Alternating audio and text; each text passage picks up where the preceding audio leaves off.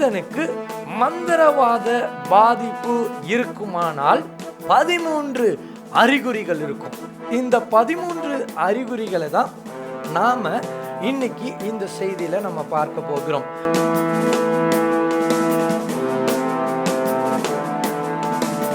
இன்று மந்திரவாதம் எப்படி செய்கிறார்கள்? இன்னைக்கு நிறைய கிறிஸ்தவர்களுக்கு இது தெரியாததுனால ஒரு ஹிண்டா நான் இன்னைக்கு இந்த பிரசங்கத்தை கொடுக்க ஆயத்தமா வந்திருக்கிறேன். தேவ பிள்ளைகளே,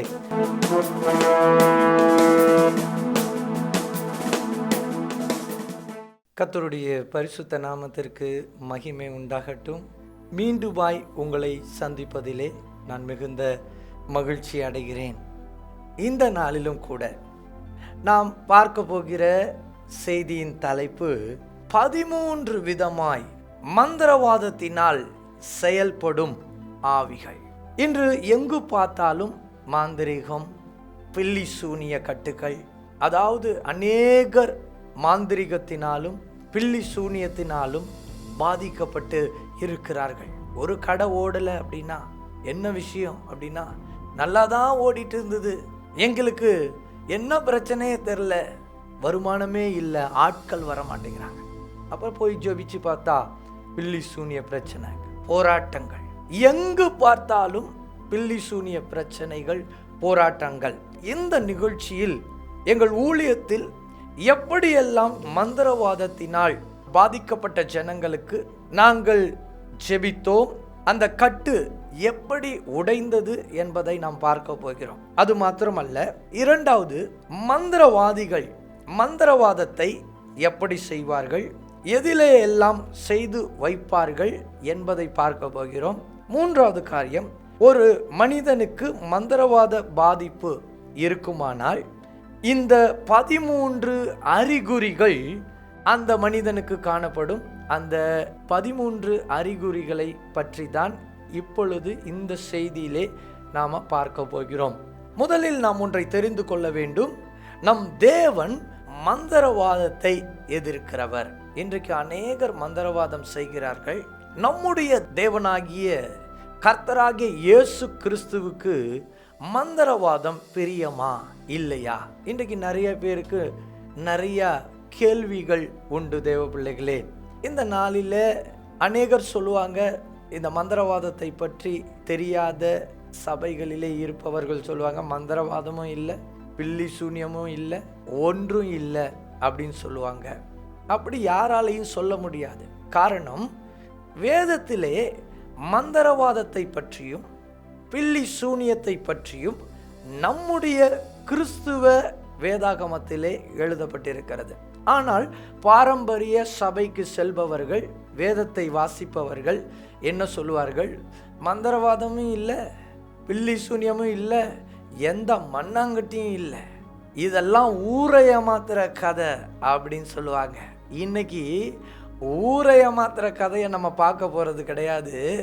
ஊரை நம்ப வச்சு தேவன் எவ்வளோ பெரியவர், அவருடைய வல்லமை எவ்வளோ பெரியது, யார் இதெல்லாம் அசட்டை பண்ணுவாங்க அப்படின்னு சொல்லி பார்த்தீங்கன்னா, தேவனுடைய வல்லமை பற்றி தெரியாதவர்கள், ஒருவேளை ஆவிக்குரிய காரியத்தில் அவங்க ஈடுபடாததுனாலே, பல அசுத்த ஆவிகளை துரத்தாததுனால அவங்களுக்கு நம்பிக்கை இருக்காது. அந்த நம்பிக்கை இல்லாததுனால அவங்க சொல்லுவாங்க, மந்திரவாதமும் இல்லை, பில்லி சூனியமும் இல்லை அப்படின்னு சொன்னால் நீங்கள் அதெல்லாம் நம்ப வேணாம்.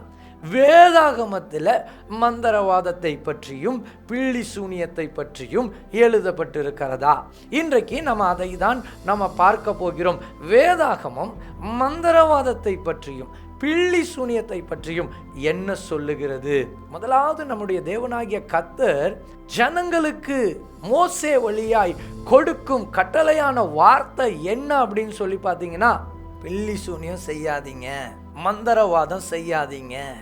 மோசே வாழ்ந்த காலத்திலேயே இந்த பில்லி சூனியம், மந்திரவாதம் என்பது எகிப்து தேசத்திலே கையாண்டு கொள்ளப்பட்டதாய் இருக்கிறது. தேவ பிள்ளைகளே, சரி, நம்முடைய தேவன் முதலில் சொல்லுகிறார், மந்திரவாதத்தை தேவன் எதிர்த்து ஜனங்களுக்கு ஒரு கட்டளை கொடுக்கிறார். இதை பற்றி தான் நாம் பார்க்க போகிறோம்.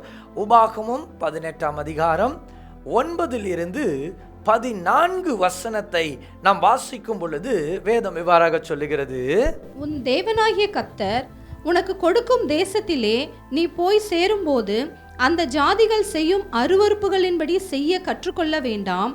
தன் மகனையாவது தன் மகளையாவது தீக்கடக்க பண்ணுகிறவனும், குறி சொல்லுகிறவனும், நாள் பார்க்கிறவனும், அஞ்சனம் பார்க்கிறவனும், சூனியக்காரனும், மந்திரவாதியும், சன்னதக்காரனும், மாயவித்தைக்காரனும், செத்தவர்களிடத்தில் குறி கேட்கிறவனும் உங்களுக்குள்ளே இருக்க வேண்டாம். இப்படிப்பட்டவைகளை செய்கிறவன் எவனும் கர்த்தருக்கு அருவருப்பானவன். வேதம் சொல்லுகிறது, யார் கர்த்தருக்கு அருவருப்பானவர்களாய் இருக்கிறார்கள் என்று சொல்லி நம்ம பார்க்கும் பொழுது வேதம் இவ்வாறாக சொல்லுகிறது, தன் மகனையாவது தன் மகளையாவது தீக்கடக்க பண்ணுகிறவன். அப்படின்னா என்ன? தீயில அந்த நாட்கள்லேயே விக்கிரகத்திற்கு முன்பதாக தீயை போட்டு அந்த நாட்களிலே தீயிலே நடக்க செய்கிறவர்கள். ஏனென்றால் அந்த குறிப்பிட்ட விக்கிரகத்திற்கு தீயிலே நடக்கும் பொழுது ஒரு வல்லமை கிடைக்கும். ஆகையினாலே இதை செய்யக்கூடாது, இது தேவனுக்கு அருவருப்பான ஒரு காரியம் என்பதை கர்த்தர் சொல்லுகிறார். அது மாத்திரமல்ல, அவருக்கு எதெல்லாம் அருவருப்பு என்று சொல்லி பார்க்கும் பொழுது குறி சொல்லுதல் அருவருப்பான், நாள் பார்க்கிறது அருவருப்பான், அஞ்சனம் பார்க்கிறது அருவருப்பான், சூனியம் செய்வது அருவருப்பான், மந்திர வித்தைகள் செய்வது அருவருப்பான், சன்னத்துக்காரர்கள் மீது அவர் பிரியம் வைக்கவில்லை, மாய வித்தைகளை செய்கிற, அதாவது மேஜிக் என்று சொல்லக்கூடிய அந்த காரியத்தை கூட ஆண்டவர் என்ன சொல்லுகிறார், இதை எல்லாம் செத்தவர்களிடத்திலே குறி கேட்கிறவனும் உங்களுக்குள்ளாரே இருக்க வேண்டாம். ஆண்டவர் சொல்ற கட்டளை இது. கிறிஸ்தவர்களுக்குள்ளாக, தேவனை அறிந்தவர்களுக்குள்ளாக இப்படியாப்பட்டவர்கள் இருக்கக்கூடாது. அது மாத்திரமல்ல, வேதம் சொல்லுகிறது, இப்படிப்பட்டவைகளை செய்கிறவன் எவனும் கர்த்தருக்கு அருவருப்பானவன். இப்படிப்பட்ட அருவருப்புகளின் நிமித்தம் உன் தேவனாகிய கர்த்தர் அவர்களை உன் முன் நின்று துரத்தி விடுகிறார். இந்த அருவருப்புகள்லாம் செய்கிற ஒரு மனிதன் தேவனுடைய மனுஷனுக்கு விரோதமாகவோ அல்லது விசுவாச பிள்ளைகளுக்கு விரோதமாகவோ நிற்க முடியாது. காரணம், ஏன் அவன் நிற்க முடியாது என்றால், கர்த்தர் அவர்களை நம்முடைய முன்னின்று அவர் துரத்தி விடுவார். அதனால இதை குறித்து கலங்க வேண்டாம் என்பதுதான் கர்த்தருடைய வாக்குத்தத்தமாய் இருக்கிறது. தேவ பிள்ளைகளே, வேதம் சொல்லுகிறது, நாம் எப்படி கர்த்தருக்கு முன்பாக இருக்க வேண்டுமாம்? உன் தேவனாகிய கர்த்தருக்கு முன்பாக நீ உத்தமனாயிரு. நாம உத்தமர்களாய் இருக்க வேண்டும், நாம உண்மை உள்ளவர்களாய் இருக்க வேண்டும். வேதம் சொல்லுகிறது, 14ஆம் வசனத்தை நம்ம வாசிக்கும் பொழுது வார்த்தை இவ்வாறாக சொல்லுகிறது, வாசிக்க கேட்போம். நீ துரத்திவிட போகிற இந்த ஜாதிகள் நாள் பார்க்கிறவர்களுக்கும் குறி சொல்லுகிறவர்களுக்கும் செவி கொடுக்கிறார்கள். நீ அப்படி செய்கிறதற்கு உன் தேவனாகிய கர்த்தர் உத்தரவு கொடார். நாமளும் அப்படி செய்யாம இருக்கணும் என்பதுதான் தேவனுடைய பிரியமான வார்த்தையாய் இருக்கிறது. தேவ பிள்ளைகளே, இன்றைக்கு பேய்கள்லாம் துரத்தி விட்டா சில நபர்களுக்குள்ளார சில பேய் ஆடும். அது மேல கையை வச்சு ஜெபம் பண்ணா யாரு யாரு அனுப்பி விட்டா அப்படின்னா உடனே அது சொல்லும், ஓ டெபோரா தான் அனுப்பி விட்டா. என்னது, டெபோரா அனுப்பி விட்டாளா? டெபோராவா? உடனே சொல்லும், இல்ல ஜெனிஃபர் அனுப்பி விட்டா. ஜெனிஃபரா? யாரு அவ? சபைக்கு போறாளா? ஆமா ஆமா, அவ சபைக்கு போறா, அவ உண்மையுள்ளவ இல்ல. பாருங்க, இன்னைக்கு கிறிஸ்தவத்துல ஒரு நபர் மந்திரவாதம் நீங்கள் செய்வீர்கள் என்றால் தேவனுக்கு உகந்தவர்கள் நீங்கள் அல்லவே அல்ல என்பதை வேதம் தெளிவாக சொல்லுகிறது. மந்திரவாதத்தை எதிர்க்கிறவர் உங்களையும் எதிர்ப்பார். நான் ஜப கூட்டத்துக்கும் போயிருப்பேன், நான் மந்திரவாதியும் பார்த்துப்பேன் அப்படின்னா உன் ஜபம் உருப்படாது அப்படின்றத ஆண்டவர் தெளிவாக சொல்லி கொடுக்கிறார் இங்கே. அப்புறம் மந்திரவாதம் அது என்ன அப்படின்னு சொல்லி வேதாகமத்தில் பார்த்தோம் அப்படின்னா, அது ஒரு மாம்சத்தின் கிரியையாம். எப்படி அந்த மந்திரவாதம் கிளம்பினது? அது ஒரு பிசாசினால் செயல்படக்கூடிய காரியங்கள், அது ஒரு மாம்சத்தின் கிரியை என்று சொல்லி வேதம் சொல்லுகிறது. கலாத்தியர் 5ஆம் அதிகாரம் 19 to 21 வசனத்தை நம்ம வாசிக்கும் பொழுது வேதம் சொல்லுகிறது, மாம்சத்தின் கிரியைகள் வெளியரங்கமாய் இருக்கின்றன. மாம்சத்தின் கிரியைகள் வெளியரங்கமாய் இருக்கின்றன. அவையாவன விபச்சாரம், வேசித்தனம், அசுத்தம், காமவிகாரம், விக்கிரக ஆராதனை, பில்லி சூனியம், பகைகள், விரோதங்கள், வைராக்கியங்கள், கோபங்கள், சண்டைகள், பிரிவினைகள், மார்க்கபேதங்கள், பொறாமைகள், கொலைகள், வெறிகள், களியாட்டுகள் முதலானவைகளே. இப்படிப்பட்டவைகளை செய்கிறவர்கள் தேவனுடைய ராஜ்யத்தை சுதந்தரிப்பது இல்லை என்று முன்னே நான் சொன்னது போல இப்பொழுதும் உங்களுக்கு சொல்லுகிறேன். பாருங்க, இங்க நிறைய பாவங்கள் சொல்லப்பட்டிருக்கிறது. எத்தனையோ பாவங்கள் சொல்லப்பட்டிருக்கிறது. விபச்சாரம், வேசித்தனம், அசுத்தம், காமவிகாரம், விக்கிரக ஆராதனை. இதுல ஒண்ணு வரது என்ன அப்படின்னு சொல்லி பார்த்தீங்கன்னா பில்லி சூனியம். இப்படி செய்யறவங்க என்ன பண்ணுவாங்களாம்? தேவனுடைய ராஜ்யத்தை சுதந்தரிப்பது இல்லை. இவர்கள் என்ன செய்ய மாட்டார்கள்? தேவனுடைய ராஜ்யத்திற்கு போகவே முடியாது. பொறாமையின் நிமித்தமா அடுத்தவனை கவிழ்த்து போடுவதற்கு பில்லி சூனியம் செஞ்சுட்டு, ஓ நான் நல்லா வாழ்றேன், அவன் உருப்படாம போயிட்டான், எனக்கு ரொம்ப சந்தோஷம் சொல்றியே, உனக்காக ஒரு நரகம் அங்கே ஆயத்தமாய் இருக்கிறது. கர்த்தர் சொல்றாரு, ஒருவேளை இந்த நிகழ்ச்சியை பார்த்துட்டு இருக்க நீங்கள் கிறிஸ்துவர்களாய் இருந்தாலும் ஒருவேளை இப்படியாப்பட்ட காரியத்தில் இருந்தா மனம் திரும்பிருங்க. இல்லைன்னா உங்களுக்காக நரக ஆக்கினை அங்கே ஆயத்தப்படுத்தப்பட்டிருக்கிறது என்று சொல்லி கர்த்தர் சொல்லுகிறார், நான் சொல்லவில்லை. பாருங்க, இன்னும் வேதாகமத்திலே மந்திரவாதம் செய்பவர்களுக்கு எரி நரகம் என்று சொல்லி எழுதப்பட்டிருக்கிறது. வெளிப்படுத்தின விசேஷம் 21ஆம் அதிகாரம் 8ஆம் வசனம் இவ்வாறாக சொல்லுகிறது, பயப்படுகிறவர்களும் அவிசுவாசிகளும் அருவருப்பானவர்களும் கொலை பாதகரும் விபச்சாரக்காரரும் சூனியக்காரரும் விக்கிரக ஆராதனைக்காரரும் பொய்யர் அனைவரும் இரண்டாம் மரணமாகிய அக்கினியும் கந்தகமும் எரிகிற கடலிலே பங்கடைவார்கள் என்றார். இரண்டாம் மரணம் என்று சொல்லி மனுஷனுக்கு ஒரு மரணம் இருக்கிறது. அது இரண்டாம் மரணம். முதல் மரணம் நம்ம இங்கே அடைஞ்சிருவோம். அதற்கு பிறகு இரண்டாம் மரணம். அந்த இரண்டாம் மரணத்தில் சூனியக்காரர்களுக்கு என்ன என்று சொல்லி பார்க்கும் பொழுது அங்கே இரண்டாம் மரணமாகிய அக்கினியும் கந்தகமும் எரிகிற கடலிலே பங்கடைவார்கள். ஆமா, சூனியம் செய்கிறவங்க இங்கே சந்தோஷமா சூனியம் செய்யலாம்.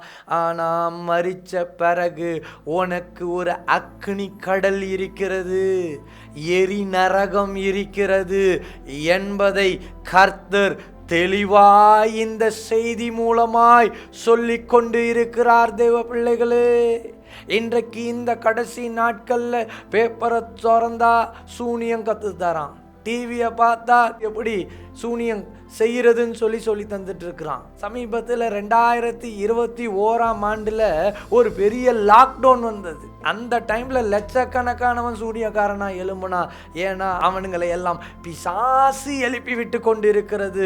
ஆனால் கர்த்தர் சொல்லுகிறார், ஓ எரி நரகம் ஆயத்தமாய் இருக்கிறதே, எரி நரகம் ஆயத்தமாய் இருக்கிறது, எரி நரகம் ஆயத்தமாய் இருக்கிறது.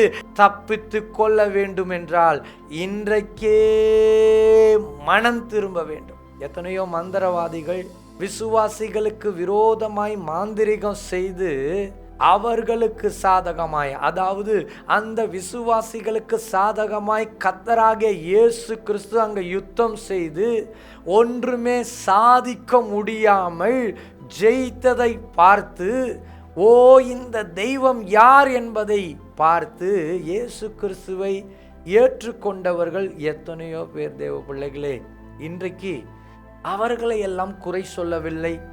ஒருவேளை இந்த வல்லமையுள்ள தெய்வத்தை அறியாமல் தெரியாமல் அவர்கள் எல்லாம் செய்து கொண்டிருக்கலாம். ஆனால் நாட்கள் ஒன்று வரும், முந்தினோர் பிந்தினோராயும் பிந்தினோர் முந்தினோரும் ஆகக்கூடிய நாட்கள். அநேக மந்திரவாதிகள் எல்லாம் தேவனுடைய சுவிசேஷத்தை சொல்லும் ஊழியக்காரர்களாய் கர்த்தர் எழுப்புகிற நாட்கள் வரதான் போகிறது. ஹல்லேலூயா. இந்த மந்திரவாதத்தை குறித்து இந்த செய்தியில நம்ம பார்க்க போகிறோம். மந்திரவாதம், சூனியம், இது எல்லாம் உண்மையா அப்படின்னா மந்திரவாதத்தை பற்றி, சூனியத்தை பற்றி வேதம் அநேக காரியங்களை சொல்லிக் கொண்டு தான் இருக்கிறது. மோசே தீர்க்கதரிசி அவர்கள் வாழ்ந்த காலத்திலே எகிப்தியர்கள் சூனியத்திலே பலன் கொண்டவர்களாய் இருந்தார்கள். தேவ பிள்ளைகளே, அந்த நாட்களிலே மந்திரவாதம் செயல்பட்டு கொண்டிருந்தது. அந்த நாட்களிலே அங்கே எகிப்தின் ராஜாவாகிய பார்வோனின் கிரீடத்திலே சர்ப்பம் இருக்கும். அவங்க வணங்குகிற தெய்வம் என்று சொல்லி சொல்லுகிறார்கள். அதனாலதான் ஆண்டவர் பார்த்தீங்கன்னா அவங்க வணங்குற தெய்வமா இருக்கிறதுனால தான் ஆண்டவர் மோசே ஐயாவை அனுப்பும் பொழுது என்ன சொல்றாரு அப்படின்னு சொல்லி பார்த்தீங்கன்னா, ஆரோனுடைய கோலை எடுத்து அதை கீழே போடுன்றாரு. அது சர்ப்பமா மாறிடுச்சு. தேவன் அங்க சும்மா சர்ப்பமா மாற்றல. ஒருவேளை எகிப்தின் ராஜா அது சர்ப்பமா மாறின பிறகு இதுதான் என்னுடைய தெய்வம், இது ஏன் தெய்வமாவே மாறிடுச்சே, அதனால இவர்கள் வணங்குற தெய்வம் வல்லமையான தெய்வம் என்று சொல்லி நினைத்து கொள்வான் என்பதற்காக அந்த சர்ப்பத்தை வணங்குகிற அந்த ராஜாவுக்கு முன்பதாக அந்த கோலை போட சொல்றாரு. என்ன நடக்குது நம்ம வாசிச்சு பார்ப்போம். யாத்திராகமம் 7ஆம் அதிகாரம் 8-12 வசனத்தை நாம் வாசிக்க கேட்கலாம். கர்த்தர் மோசேயையும் ஆரோனையும் நோக்கி, உங்கள் பட்சத்திற்கு ஒரு அற்புதம் காட்டுங்கள் என்று பார்வோன் உங்களோடே சொன்னால், அப்பொழுது நீ ஆரோனை நோக்கி, உன் கோலை எடுத்து அதை பார்வோனுக்கு முன்பாக போடு என்பாயாக, அது சர்ப்பமாகும் என்றார். மோசேயும் ஆரோனும் பார்வோனிடத்தில் போய் கர்த்தர் தங்களுக்கு கட்டளையிட்டபடி செய்தார்கள். ஆரோன் பார்வோனுக்கு முன்பாகவும் அவன் ஊழியக்காரருக்கு முன்பாகவும் தன் கோலை போட்டான், அது சர்ப்பமாயிற்று. அப்பொழுது பார்வோன் சாஸ்திரிகளையும் சூனியக்காரரையும் அழைப்பித்தான். எகிப்தின் மந்திரவாதிகளும் தங்கள் மந்திர வித்தைகளினால் அப்படி செய்தார்கள். அவர்கள் ஒவ்வொருவனாக தன் கோலை போட்டபோது அவைகள் சர்ப்பங்களாயின. ஆரோனுடைய கோலோ அவர்களுடைய கோல்களை விழுங்கிற்று. ஆரோனுடைய கோல் அவருடைய கோலை என்ன பண்ணிச்சான்? விழுங்கிடுச்சு. இங்க என்ன நடக்குது? அங்க மோசேயும் ஆரோனும் பார்வோனிடத்தில் போய் கர்த்தர் தங்களுக்கு கட்டளையிடபடியே செய்யும் பொழுது ஆரோன் பார்வோனுக்கு முன்பாக அவன் ஊழியக்காரருக்கு முன்பாக தன் கோலை போடும் பொழுது அது சர்ப்பமாயிடுச்சு. அப்பொழுது பார்வோன் சாஸ்திரிகளையும் சூனியக்காரர்களையும் அழைப்பித்தான் என்று சொல்லி எழுதப்பட்டிருக்கிறது. அங்க எகிப்திலே வல்லமையான சூனியக்காரர்கள்லாம் இருக்கிறாங்க. ஏன் சூனியக்காரராலையும் இது செய்ய முடியுன்றது அவனுக்கு தெரியும். அப்போ அவன் சொல்கிறான், சூனியக்காரர்களும் என்ன பண்ணுறாங்க, எகிப்தின் மந்திரவாதிகளும் தங்கள் மந்திர வித்தைகளினால் என்ன பண்ணியிருக்காங்க, அவங்க கோலை கொண்டு அந்த கோலை போடுறாங்க, சர்ப்பமாக மாறிடுச்சு. அந்த நேரத்தில் நம்ம மோசே ஐயாவுக்கும் ஆரோன் ஐயாவுக்கும் அந்த சீனை பார்க்கும் பொழுது எப்படி இருந்திருக்கும்? ஓ, என்னடா அது, நம்ம கர்த்தர் போட சொன்னாருன்னு மாறிச்சு, அதை நம்பி வந்தோம், இங்க என்ன இவனுங்கெல்லாம் சர்ப்பத்தை உண்டாக்குறான்களே, இவனுங்களுக்கும் வல்லமை இருக்கா, அப்ப எது வல்லமை உள்ளது? ஒரு சந்தேகம் அந்த நிமிஷத்துல வந்திருக்குமா? ஆண்டவர் அந்த சந்தேகத்திற்கு இடம் கொடுக்காதபடிக்கு அங்க என்ன நடக்கிறது, அவர்கள் ஒவ்வொருவனாக தன் கோலை போட்டபோது அவைகள் சர்ப்பங்களாயின. சர்ப்பம் இல்லை, எத்தனை கோல் கொண்டு வந்தான்னு சொல்லி தெரியல, ஒரு 5 கோல் கூட கொண்டு வந்திருக்கலாம். எத்தனையோ கோலை கொண்டு எல்லாம் போடுறானுங்க. போட்டோடனே அங்க அத்தனை சர்ப்பம். அவன் எதுக்கு போட்டிருப்பான்? அங்கே மோசேவையும் ஆரோனையும் கடிக்கிறதுக்கு கட்டளை கொடுத்து அந்த பிசாசை போட்டிருப்பான். ஆனா சர்வ வல்லமை உள்ள தேவன், உலகத்தை படைத்த தேவன் அவர்களோடு கூட இருக்கிறார். அந்த கடைசி 12ஆம் வசனத்தை வாசிங்க பார்ப்போம். அவர்கள் ஒவ்வொருவனாக தன் கோலை போட்டபோது அவைகள் சர்ப்பங்களாயின. ஆரோனுடைய கோலோ அவர்களுடைய கோல்களை விழுங்கிற்று. ஆரோனுடைய கோல் அது சர்ப்பமாக இருந்தது. அது என்ன பண்ணுச்சு? எல்லா சர்ப்பத்தையும் விழுங்கிச்சான். அப்போ ஆண்டவர் சொல்றாரு, நான் சர்வ வல்லமை உள்ள தேவன். சில நேரத்தில் எகிப்தியர்களின் கோல்களை போல சில மந்திரவாதம் கிரியை செய்யலாம். வரும் நாட்களில் சர்ப்பத்தை விழுங்கின ஆரோனுடைய கோல் அது என்ன, இன்றைக்கும் அது செயல்படுகிறதா என்பதை வரும் நாட்களில் நம்ம செய்தியை நம்ம பார்க்க போகிறோம். இன்று மந்திரவாதம், அன்றைக்கு மந்திர வார்த்தைகளை சொல்லி குச்சை எப்படி மாத்தினாங்க, சர்ப்பமா மாத்துறதுக்கு அன்னைக்கு மந்திரவாத வார்த்தைகள் இருந்தது. இன்றைக்கும் அப்படியாப்பட்ட மந்திர வித்தைகளை செய்து கொண்டிருக்க இந்த எகிப்தை குறித்து நம்ம ரொம்ப ஆழமாக எங்களுடைய ட்ரீம் செஷனில் நாங்கள் பேசியிருக்கோம். ஒவ்வொரு நாளும் வரப்போகிற நாட்களில் ட்ரீம்ஸை பற்றி நாங்கள் ரொம்ப ஆழமாக அநேக காரியங்களை நாங்கள் சொல்ல போகிறோம். அதில் எகிப்தின் மந்திரவாதத்தை குறித்து ரொம்ப டீட்டெயிலாக நாங்கள் சொல்லியிருக்கோம். அதை பாருங்கள், இட்ஸ் ஸோ இன்ட்ரெஸ்டிங். அங்கே எப்படியெல்லாம் மந்திரவாதம் செய்கிறார்கள் என்பதையெல்லாம் நாங்கள் பேசி வச்சிருக்கிறோம். நீங்கள் பார்க்கலாம் தேவ பிள்ளைகளே. மந்திரவாதம் இந்த நாட்களிலே எப்படியெல்லாம் செய்கிறார்கள். மந்திரவாதம் ஒரு குறிப்பிட்ட மனிதனுக்கு செய்யும் பொழுது என்ன நடக்கும் என்பதை நம்ம பார்க்க போகிறோம். இன்னைக்கு நிறைய கிறிஸ்தவர்களுக்கு இது தெரியாததுனால ஒரு ஹிண்டா நான் இன்னைக்கு இந்த பிரசங்கத்தை கொடுக்க ஆயத்தமாக வந்திருக்கிறேன் தேவ பிள்ளைகளே. பொருட்கள் வழியாய் மந்திரவாதம் செய்வார்கள். ஒரு உதாரணத்திற்கு, உங்களை யாராவது தாக்க வேண்டும். இன்றைக்கு ஒருத்தவன் உங்களுக்கு விரோதமாக செயல்படணும். உங்களை டைரெக்டாக கொலை பண்ணிட முடியாது. கொலை பண்ணால் அந்த கொலை கேஸில் வந்துட்டு போலீஸ் பிடிச்சி போட்டுருவாங்க, அதில் மாட்டிப்பான். இன்னைக்கு இன்டைரக்டாக கொல்லணும். அதற்கு எப்படி கொல்ல முடியும்? மந்திரவாதத்தை தவிர்த்து வேற எதுவுமே இல்லை. ஆகையினால ஒரு ஆளை ஒருத்தவன் கொல்லணும்னு நினைக்கிறான் அப்படின்னா, ஏதோ அவனுக்கு ஏதோ ஒரு பர்த்டே ஃபங்க்ஷன் வச்சுக்கிங்களேன், அவனுக்கு ஏதோ ஒன்று கொடுக்க போகிறோம், இந்தாங்க ரொம்ப ஹாப்பி பர்த்டே அப்படின்னு சொல்லிட்டு, இல்லை ஒரு டிஃபன் பாக்ஸை கிஃப்டாக கொடுக்குறோன்னா அந்த டிஃபன் பாக்ஸில் மந்திரத்தை செஞ்சு கொடுக்கலாம். அது அவங்களுடைய வீட்டுக்கு போன உடனே அது கிரியை செய்ய ஆரம்பிச்சிடும். இல்லாத காரியங்கள்லாம் அங்கே நடக்க ஆரம்பிச்சிடும் தேவ பிள்ளைகளே. ஆகையினால பொருட்கள் வழியாய் மாந்திரிகம் செய்து கொடுப்பார்கள். அடுத்தது எப்படி மாந்திரிகம் செய்வார்கள் என்று சொல்லி பார்க்கும் பொழுது, தின்பண்டத்தில் மாந்திரிகம் செய்து கொடுப்பார்கள். நடந்த ஒரு காரியத்தை நான் பகிர்ந்து கொள்ள ஆசைப்படுகிறேன். குறிப்பிட்ட குடும்பத்திலே ஒரு அருமையான வாலிபன், அவர் வெளி தேசத்திலே MBBS படித்து கொண்டிருந்தார். தமிழ்நாட்டிலேருந்து ஒரு சீனியர் பொண்ணு, அவள் என்ன பண்ணியிருக்கா, அவளும் MBBS படிச்சுட்டு இருக்கிறா. இவனுடைய மார்க்ஸ் எல்லாம் பார்க்குறா. இவன் ஜூனியர், இவனுடைய மார்க்ஸ் எல்லாம் பார்க்குறா, ஸ்கோரிங் பயங்கரமாக இருக்கு. சீனியருக்குள்ளார ஒரு பொறாமை வந்துடுச்சு.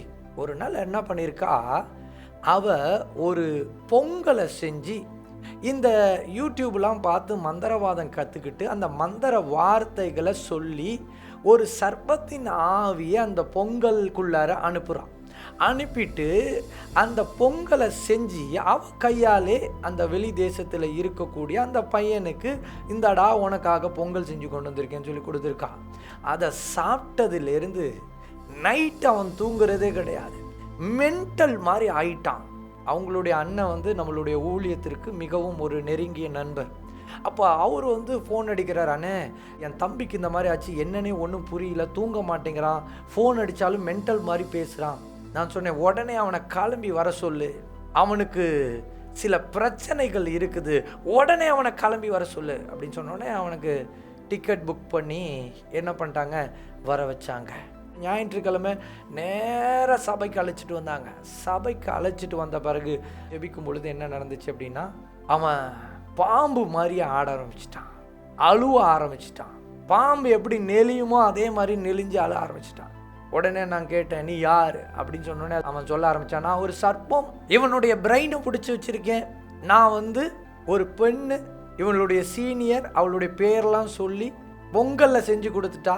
இவன் வாழ்க்கை உருப்படக்கூடாது, இவன் நல்லா படிக்கக்கூடாதுன்னு செஞ்சு கொடுத்துட்டா.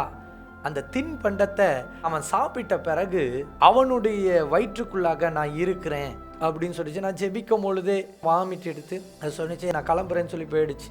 அதற்கு பிற்பாடு அந்த மகனை நாங்கள் என்ன பண்ணோம் அப்படின்னா, நாங்கள் வெளி தேசத்துக்கு மறுபடியும் அனுப்பினோம். அவன் டாக்டர் எல்லாம் முடிச்சுட்டு வந்துட்டான். இது ஒரு உதாரணம். தின்பண்டத்தில் மாந்திரிகம் செய்வார்கள். இதை குறித்து நாம் மிக ஜாக்கிரதையாக இருக்க வேண்டும். இன்னொரு உதாரணத்தை சொல்கிறேன். உங்கள் புகைப்படத்தை வைத்து மாந்திரிகம் செய்வார்கள். உங்கள் ஃபோட்டோவை வச்சு மாந்திரிகம் செய்வாங்க. ஒரு மனுஷனை வீணாக்கணும் அப்படின்னா ஒரு பொம்மை செஞ்சு ஒரு ஃபோட்டோ அது மேலே வச்சு அதை மாந்திரிகம் செய்வாங்க. ஆமாம், இன்றைக்கி எல்லோரும் கேட்கலாம், நீங்கள் என்ன பாஸ்டர் மந்திரவாதியாக ரசிக்கப்பட்டவங்களா அப்படின்னு கேட்கலாம். நான் மந்திரவாதியெலாம் கிடையாது, தந்திரவாதியும் கிடையாது. நான் ஒரு BE மெக்கானிக்கல் படித்த ஒரு சாதாரண ஸ்டூடெண்ட்டாக இருந்து இன்ஜினியராக இருந்து வேலை செய்து அதற்கப்புறம் கர்த்தருடைய அழைப்பை பெற்றுக்கொண்டு இந்த ஊழியத்திற்கு வந்தேன். இந்த ஊழியத்திற்கு நான் வரும் பொழுதே ஆண்டவர் எனக்கு அந்த பிசாசு துரத்தும் கிருபைகளையும் நோய்களை சுகமாக்கும் அந்த கிருபையையும் கர்த்தர் கொடுத்தார், அந்த வரங்களை கொடுத்தார். அப்பொழுது முதலாக நிறைய பிசாசெல்லாம் துரத்தும் பொழுது இப்படியாப்பட்ட கிரியைகள் கிரியை செய்தது. தேவ பிள்ளைகளே, என் மினிஸ்ட்ரியில் பார்த்ததை தான் இன்றைக்கி செய்தியாகவே சொல்கிறேன். சும்மா எங்கேயும் பார்த்துட்டு நான் பேசுகிறவன் கிடையாது. சரி, புகைப்படத்தை வைத்து செய்வனை செய்வார்களா? ஆமாங்க. உங்களுடைய ஃபோட்டோ கிடைச்சா போதும், அவங்க வசீகரம் செய்யலாம், உங்களை என்ன வேணாலும் செய்யலாம், எப்படி வேணாலும் அவர்கள் மாந்திரிகம் செய்வார்கள். சரி, அடுத்தது ஒரு மனிதனுடைய இரத்தத்தை வைத்து மாந்திரிகம் செய்வார்கள். இது ரொம்ப ஆழமான ஒரு பகுதிங்க. இது எத்தனை பேர் பேசியிருக்கிறாங்கன்னு சொல்லி தெரியாது. இரத்தத்தை எடுத்து மாந்திரிகம் செய்வாங்க. சிலருடைய மென்சுரல் டைமில் பார்த்தீங்கன்னா அவங்களுடைய மென்சுரல் துணிகள் இல்லைன்னா அப்படிப்பட்ட காரியங்களை எடுத்து மறைமுகமாய் மந்திரவாதத்தில் கொடுத்து மந்திரவாதம் செய்வார்கள். சிலர் முடிய வச்சு மந்திரவாதம் செய்வார்கள். சிலர் கால் மண்ணை எடுத்து மந்திரவாதம் செய்வார்கள். சிலர் உங்களுடைய வேர்வையை வச்சு அந்த வேர்வை படிஞ்ச அந்த கச்சிஃபோ, அந்த வேர்வை படிஞ்ச அந்த சட்டையோ உங்கள் உடல் மேலே பட்டிருந்தாலே அந்த சட்டையை எடுத்து கொண்டு போய் மாந்திரிகம் செய்வார்கள். அப்போது உங்களை அந்த பிசாசு அட்டாக் பண்ணும். தேவ பிள்ளைகளே, சிலர் பார்த்தீங்கன்னா பணத்தின் வழியாய் செய்வனை செய்வார்கள். பணத்தை வச்சு செய்வனை செய்து அந்த பணத்தை ரெண்டாக கிழிப்பாங்களாமா. செய்வன கிரியைகள் உங்களை தாக்கிவிடும். ஒரு முறை ஒருவர் எங்களிடம் ஃபோன் அடித்து பேசினார். அப்போ அவருக்கு நல்ல பணக்காரராக இருந்தார், நல்ல ஒரு பிஸ்னஸ் மேன், நல்ல ஒரு உயர்வான ஸ்தானத்தில் இருந்திருக்கிறார். அந்த உயர்வான ஸ்தானத்தில் இருக்கும் பொழுது என்ன நடந்துச்சு அப்படின்னா, யாரோ ஒரு நபர் அவங்களுடைய சொந்தக்காரர்கள், ஆமாம், இன்னைக்கு சொந்தத்தையும் நம்ப முடியல, பந்தத்தையும் நம்ப முடியல, எவனையும் நம்ப முடியல, எவனுக்குள்ளார வலு சர்ப்பம் போதுன்னு நம்மளால் கண்டுபிடிக்க. ஒருவேளை ஆவிக்குரியவர்களாக இருப்பீங்க அப்படின்னா எல்லாவற்றையும் ஆண்டவர் நிதானிக்க கிருபை செய்வார். எல்லாராலையும் நிதானிக்க முடியாது, தேவ மனிதர்களால் நிதானிக்க முடியும். ஒரு மனுஷனை பார்த்தால் அவன் யார் என்பதை கர்த்தர் காண்பித்து விடுவார். தேவ பிள்ளைகளே, சரி, அவருக்கு என்ன ஆச்சு அப்படின்னு சொல்லி பார்த்தீங்கன்னா, நல்ல உயர்வான சம்பளத்தில் இருந்தார் பாருங்க. அவர் நல்ல பிஸ்னஸ் பெரிய லெவலில் இருந்தார். என்ன நடந்தது? அவருக்கு ஒரு செய்வனை பண்ணியிருக்கிறாங்க. என்னன்னா, அவர்கிட்டருந்தே காசு வாங்கிட்டு போய் செய்வனை பண்ணி அந்த காசை ரெண்டாக கிழிச்சிருக்கிறாங்க. ரெண்டாக கிழிச்சு போட்ட பிறகு என்ன நடந்துருச்சு அப்படின்னு சொல்லி பார்த்தீங்கன்னா, அவங்களுக்கு இருக்கிற பிஸ்னஸ் ஒன்றும் இல்லாமல் போயிடுச்சு. எத்தனையோ பிஸ்னஸ், எல்லா பிஸ்னஸும் ஒன்றும் இல்லாமல் போச்சு. கையில் காசு இல்லாமல் போயிட்டாங்க. ஒன்றுமே இல்லாமல் ஆலயத்துக்கு கணவன் மனைவியா பழைய உடைகளை போட்டுட்டு டவுன் பஸ்ஸில் நிறைய லாரி வச்சுருந்தவங்க, கார் வச்சுருந்தவங்க ஒன்றும் இல்லாமல் ஆகி டவுன் பஸ்ஸில் வந்தாங்க. சொன்னாங்க, இந்த மாதிரி தான் எங்கள் வாழ்க்கையில் நடந்துச்சு. இதற்கு இயேசு தீர்வு கொடுப்பாரா? நிச்சயமா இயேசு தீர்வு கொடுப்பார். சிலருக்கு எப்படி செய்வனை செய்வாங்க அப்படின்னு சொல்லி பார்த்தீங்கன்னா, கால் பாதம் வச்சு நீங்கள் நடந்து போவீங்களே, அந்த பாதத்தில் இருக்கிற அந்த மண்ணை எடுத்துட்டு போய் பில்லி சூனியம் வைப்பாங்க. சிலர் பார்த்தீங்கன்னா சிலருடைய சிறுநீரை வச்சு என்ன பண்ணுவாங்களாம்? வசீகரம் செய்வார்களாம். இந்த சிறுநீரை வச்சு வசீகரம் செய்கிறது எப்படி செய்வாங்களாமா? அதாவது ஒரு பையன் இருக்கிறான், ஒரு புள்ள இருக்கிறா, அந்த பையன் அந்த பிள்ளைய லவ் பண்ணுறான்னு வச்சுப்போமே. அவன் என்ன பண்ணுறான்?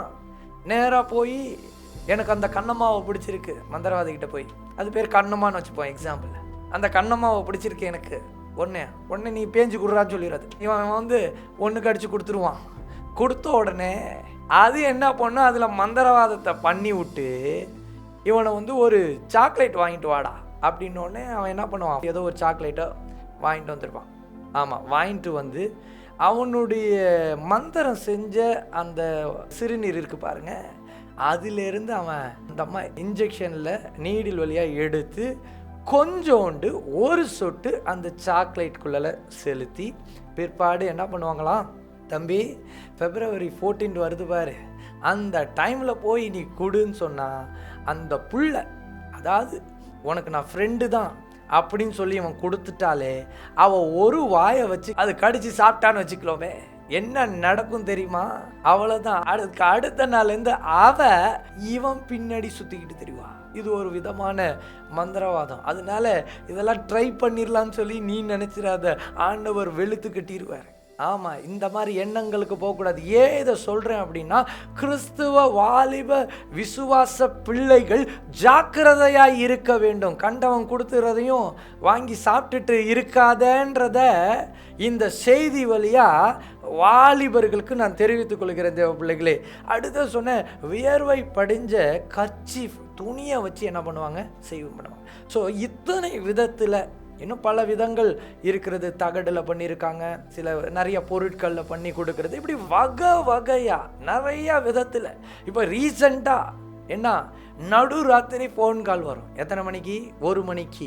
அந்த 1 மணிக்கு மந்திரவாதி ஆயத்தமாக இருப்பான். நடு ராத்திரி யார் ஃபோன் பண்ணுறான்னு தெரியாது. எடுத்து ஹலோ அப்படின்னு சொன்னீங்கன்னா உங்கள் வாய்ஸ் போது பாருங்க, அந்த வாய்ஸில் ஜீவன் இருக்கு. அந்த வாய்ஸை வச்சு பண்ணுவானுங்களாம். பாருங்க எத்தனை விதவிதமாய் இந்த கடைசி நாட்களிலே பிசாசானவன் கிரியை செய்து கொண்டிருக்கிறான் பாருங்க. அப்போ ஆண்டவர் சொல்லுகிறார், நாம் ஜாக்கிரதை உள்ளவர்களாய் இருக்க வேண்டும் தேவ பிள்ளைகளே. ஒரு மனிதனுக்கு மந்திரவாத பாதிப்பு இருக்குமானால் 13 அறிகுறிகள் இருக்கும். இந்த 13 அறிகுறிகளை தான் நாம இன்னைக்கு இந்த செய்தியில நம்ம பார்க்க போகிறோம். முதல் அறிகுறி,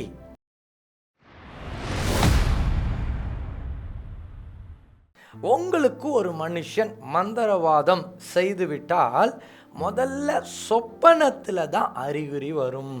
சொப்பனத்தில் என்ன அறிகுறி வரும்? பாம்பு துரத்திட்டு வர மாதிரி இருக்கும், இல்லை முதல்ல துரத்திட்டு வர மாதிரி இருக்கும், இல்லை நாய் கடிக்கிற மாதிரி இருக்கும், இல்லை பூனை பிறான்ற மாதிரி இருக்கும், இல்லை தவளை வரலாம், இல்லை என்ன கலரில் வேணாலும் ஸ்னேக்ஸ் வரலாம், இல்லை எப்படி வேணாலும், இல்லை நீங்கள் சாப்பிட்ற மாதிரி இருக்கலாம், இல்லை செத்தவர்கள் மரித்தவர்கள் உங்களுடைய சொப்பனத்தில் வரலாம். இது எல்லாம் சொப்பனத்தில் அறிகுறியாக இருக்கும். இல்லைன்னா விக்கிரக ஆவிகளே என்ன பண்ணும் அப்படின்னு சொல்லி பார்த்தீங்கன்னா டைரக்டாக மோதும். ஒரு முறை என்ன நடந்துச்சு அப்படின்னு சொல்லி பார்த்தீங்கன்னா, ஒரு குறிப்பிட்ட கூட்டத்திற்கு நான் சென்றேன்னு பாருங்க. அந்த கூட்டத்தில் வரிசையில் நிறைய ஜனங்கள் என்கிட்ட ஜெபம் பண்ணிக்கிட்டாங்க.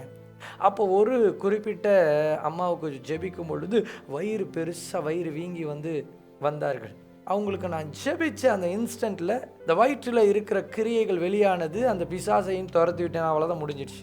சரி, எல்லாம் முடிஞ்சிடுச்சு. 1 மாதம் கழித்தது. மறுபடியுமாய் அந்த போதகர் மீண்டுமாய் எங்களுடைய சபைக்கு நீங்கள் வர வேண்டும் என்று சொல்லி அவர்கள் கேட்டுக்கொண்டார்கள். அப்பொழுது நான் அந்த சபைக்கு மீண்டுமாய் நான் கடந்து செல்லும் பொழுது என்ன நடந்துச்சு அப்படின்னா, நான் காரில் போயிட்டு இருக்கேன். அந்த சபைக்கு போகக்கூடிய முந்தின நாள் இரவு நேரம் நான் படுத்து உறங்கி கொண்டு இருக்கும் பொழுது என் சொப்பனத்தில் ஒரு ரெட் கலர் சாரி கட்டிட்டு ஒரு லேடி சொல்கிறா, நீ என்னைய ரொம்ப டிஸ்டர்ப் பண்ணுற, கையில் வச்சிருக்கா, உன்னை குத்தி கொல்ல போகிறேன் அப்படின்னா. உடனே நான் அதை பிடிச்சி பேப்பர் மாதிரி உருட்டி தூக்கி போட்டேன். உடனே அந்த பேய் பதறி போச்சு. அதுக்கப்புறம் கடப்பாறை எடுத்துகிட்டு வருது, அதையும் சுருட்டி போட்டேன் அந்த சொப்பனத்தில். உடனே அந்த பிசாசு சொன்னிச்சு, நான் உன்கிட்ட தோற்று போயிட்டேன், நான் போகிறேன்னு சொல்லி போயிடுச்சு. அடுத்த நாள் அந்த கூட்டத்திற்கு நான் கிளம்பி செல்கிறேன். அந்த குறிப்பிட்ட கூடுகைக்கு நான் செல்லும் பொழுது அந்த அம்மா மறுபடியும் வயிறு வீங்கி தான் அந்த அம்மா வந்திருந்தாங்க.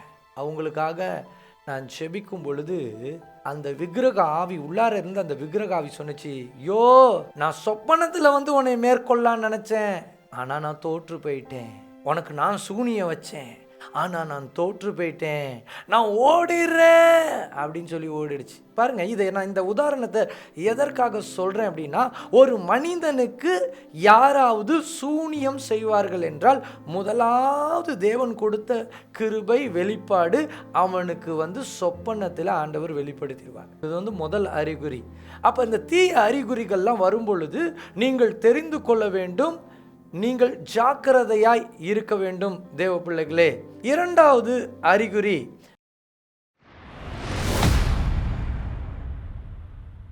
மாந்திரிகத்தில் பாதிக்கப்பட்டால் வாசனை மூலமாய் மாந்திரிக ஆவிகள் செயல்படும். வாசனை மூலமானா என்னப்பா சொல்ற அப்படின்னு சொன்னீங்கன்னா, திடீர்னு பார்த்தீங்கன்னா ஒரு வாடை அடிக்கும். நீங்கள் நல்லா தான் இருப்பீங்க, நார்மலாக வீட்டில் இருப்பீங்க, திடீர்னு பார்த்தீங்கன்னா ஒரு வாடை அடிக்கும். இந்த வாடை அடிக்கும் பொழுது விக்கிரக ஆவி உங்கள் வீட்டுக்குள்ளாயோ இல்லை உங்களுக்கு அருகாமையிலையோ நிற்கிறதாய் அர்த்தமாய் இருக்கிறது. தேவ பிள்ளைகளே, சில நேரத்திலே சிலருக்கு பிசாசுகளை துரத்தி விட்டு நாங்கள் காரில் பிரயாணம் பண்ணும் பொழுதே பார்த்தீங்கன்னா திடீர்னு காருக்குள்ளார அப்படியே ஸ்மெல் அடிக்கும்.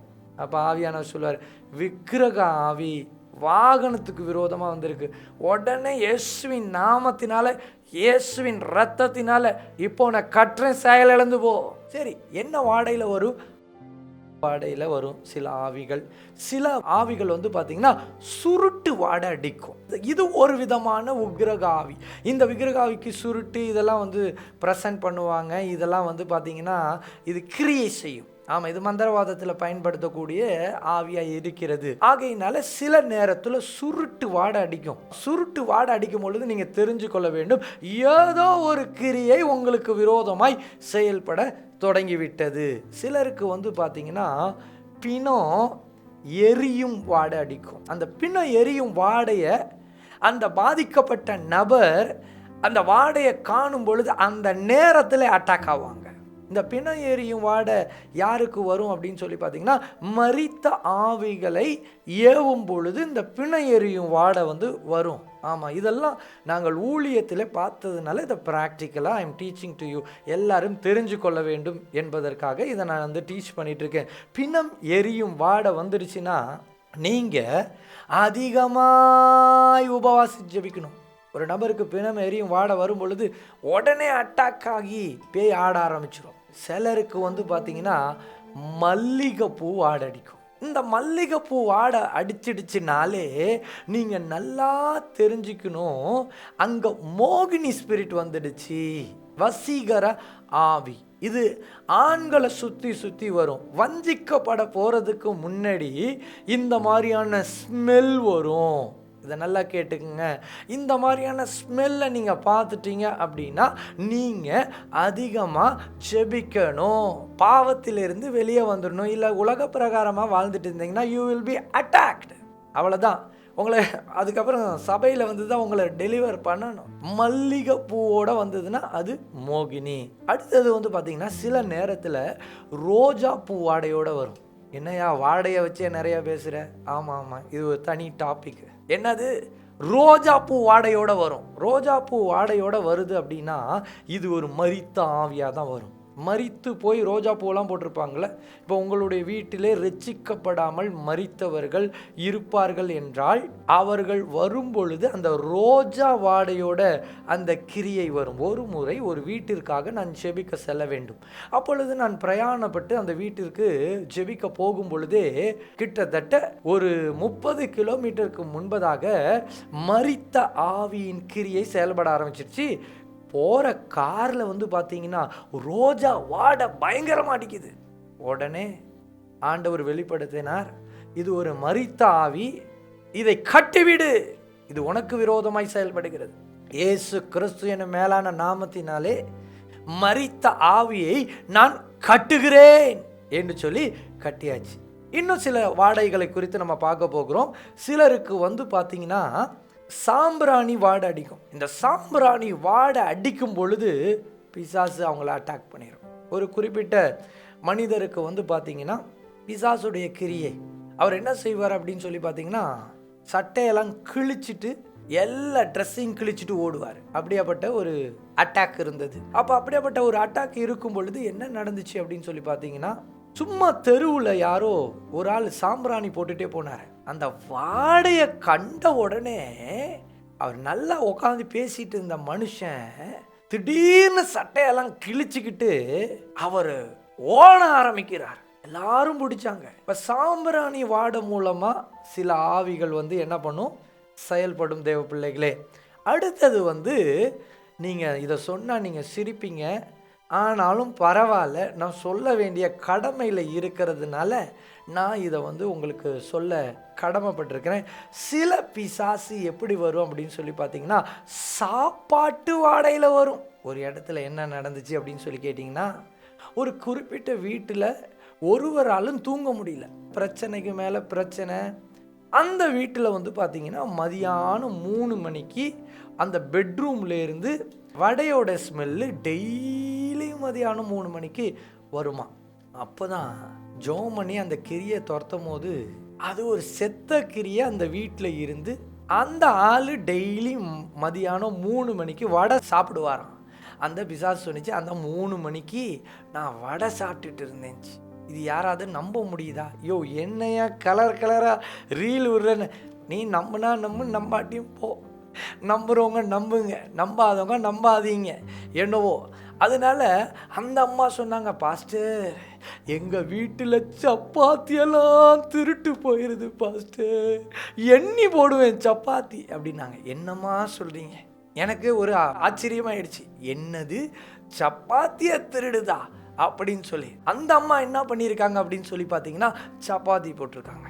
சப்பாத்தி போட்டுட்டு கரெக்டாக எண்ணி போடுவாங்களா, 1 2 3ன்னு சொல்லி போட்டு வச்சுட்டு இந்த பக்கம் தட்டை எடுத்துட்டு இந்த பக்கம் திரும்புறதுக்குள்ளேயே 2 சப்பாத்தி காணாம தெரியுமா? யாராவது நம்ப முடியுதா? பாருங்க, எனக்கே சிரிப்பு தான் வருது. இதெல்லாம் நடந்த ஒரு சம்பவம். அந்த அம்மா சொன்னாங்க, டீயே குடிச்சிட்டு போவோம் பாஸ்டர், உங்களுக்கு தெரியாதா? அப்படியாம்மா, நான் அன்னைக்கு தான் தெரிஞ்சுக்கிட்டேன். ஆமாம் பாஸ்டர், இதோட பெரிய தலைவலி. அதுக்கப்புறம் அந்த வீட்டை விட்டு காலி பண்ணி வந்த பிறகு தான் நாங்கள் நிம்மதியாக இருந்தோம் அப்படின்ச்சு. இந்த ஆவிகள் என்ன செய்யுமா? பணத்தை திருடுமா. என்னத்தை திருடுமா? பணத்தை திருடுமா. பணத்தை திருடும் பொழுது என்ன பண்ணும் அப்படின்னு சொல்லி பார்த்தீங்கன்னா, இவங்க வீட்டில் இந்த பொல்லாத பிசாசுக்கு எது ரொம்ப விருப்பம் அப்படின்னு சொல்லி பார்த்தீங்கன்னா, 20 ரூபா நோட்டு. இந்த 20 ரூபா நோட்டை அது எடுத்து வச்சுக்குமா.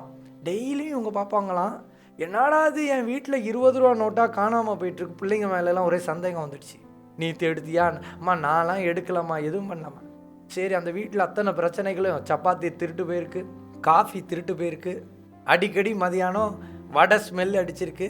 அடுத்தது என்ன நடந்தது அப்படின்னு சொல்லி பார்த்தீங்கன்னா, இந்த 20 ரூபா காசும் காணாமல் போயிருக்கு. சரி, அந்த வீட்டை விட்டு காலி பண்ணுறப்ப தான் மேலே பரணியில் இருக்கிற பாக்ஸ் எல்லாம் எடுக்கலான்னு பார்த்தா அங்கே நிறையா 20 ரூபாயா குமிஞ்சு கிடக்குதான். பார்த்துக்குங்க. அப்போ இந்த பிசாசு எப்படி செயல்பட்டு இருக்குது சொல்லி பாருங்க. இதெல்லாம் வரும் பொழுது இப்படியாப்பட்ட ஆவிகள் செயல்படுகிறது அப்படின்றத நீங்கள் தெரிஞ்சுக்கணும். அடுத்தது சில நேரத்தில் பார்த்தீங்கன்னா தீஞ்ச வாடை அடிக்கும். ஒரு வாலிப சகோதரி வந்தாங்க செபிக்கிறதுக்காக. ஐயா, எனக்கு ஒரு தீஞ்சு போன ஸ்மெல் அடிக்கும். அந்த தீஞ்சு போன ஸ்மெல்லு என் மூக்கு வழியா இல்லை காது வழியா இல்லைன்னா இந்த ஸ்கின்ல இருக்கு பாருங்க போர்ஸ், அது வழியா போகும் பொழுது அப்படியே ஆவி அழக்களிக்க ஆரம்பிச்சிடும். வீட்டிலே நான் ஆட ஆரம்பிச்சிருவேன். தீஞ்சு போன அந்த ஸ்மெல்லை கண்டாலே எனக்குள்ளார பிசாசு வந்துடும். 3வது அறிகுறி,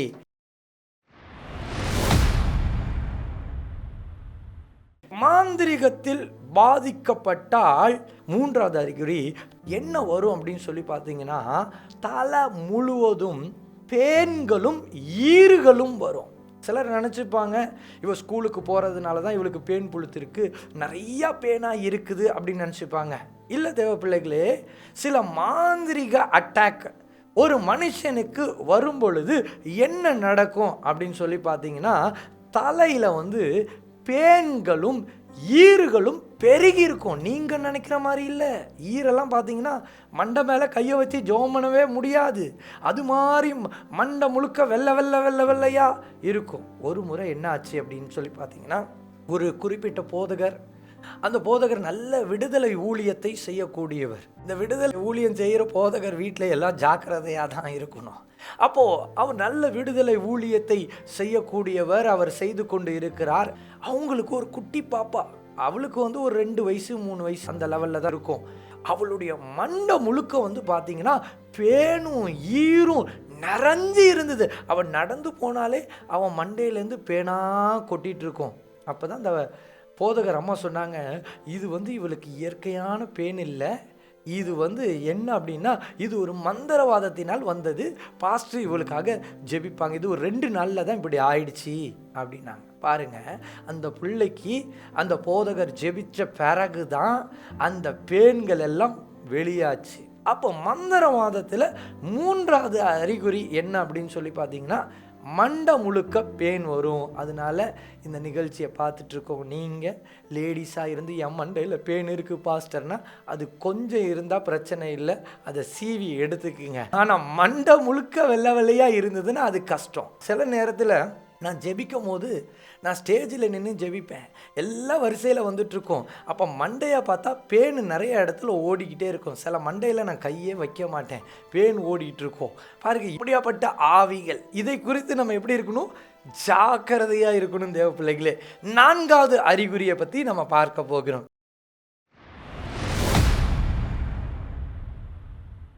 மந்திரவாதத்தில் பாதிக்கப்பட்டவர்களுடைய வீட்டில் என்ன நடக்கும் அப்படின்னு சொல்லி பார்த்தீங்கன்னா, பொருட்கள் சேதமாகும்.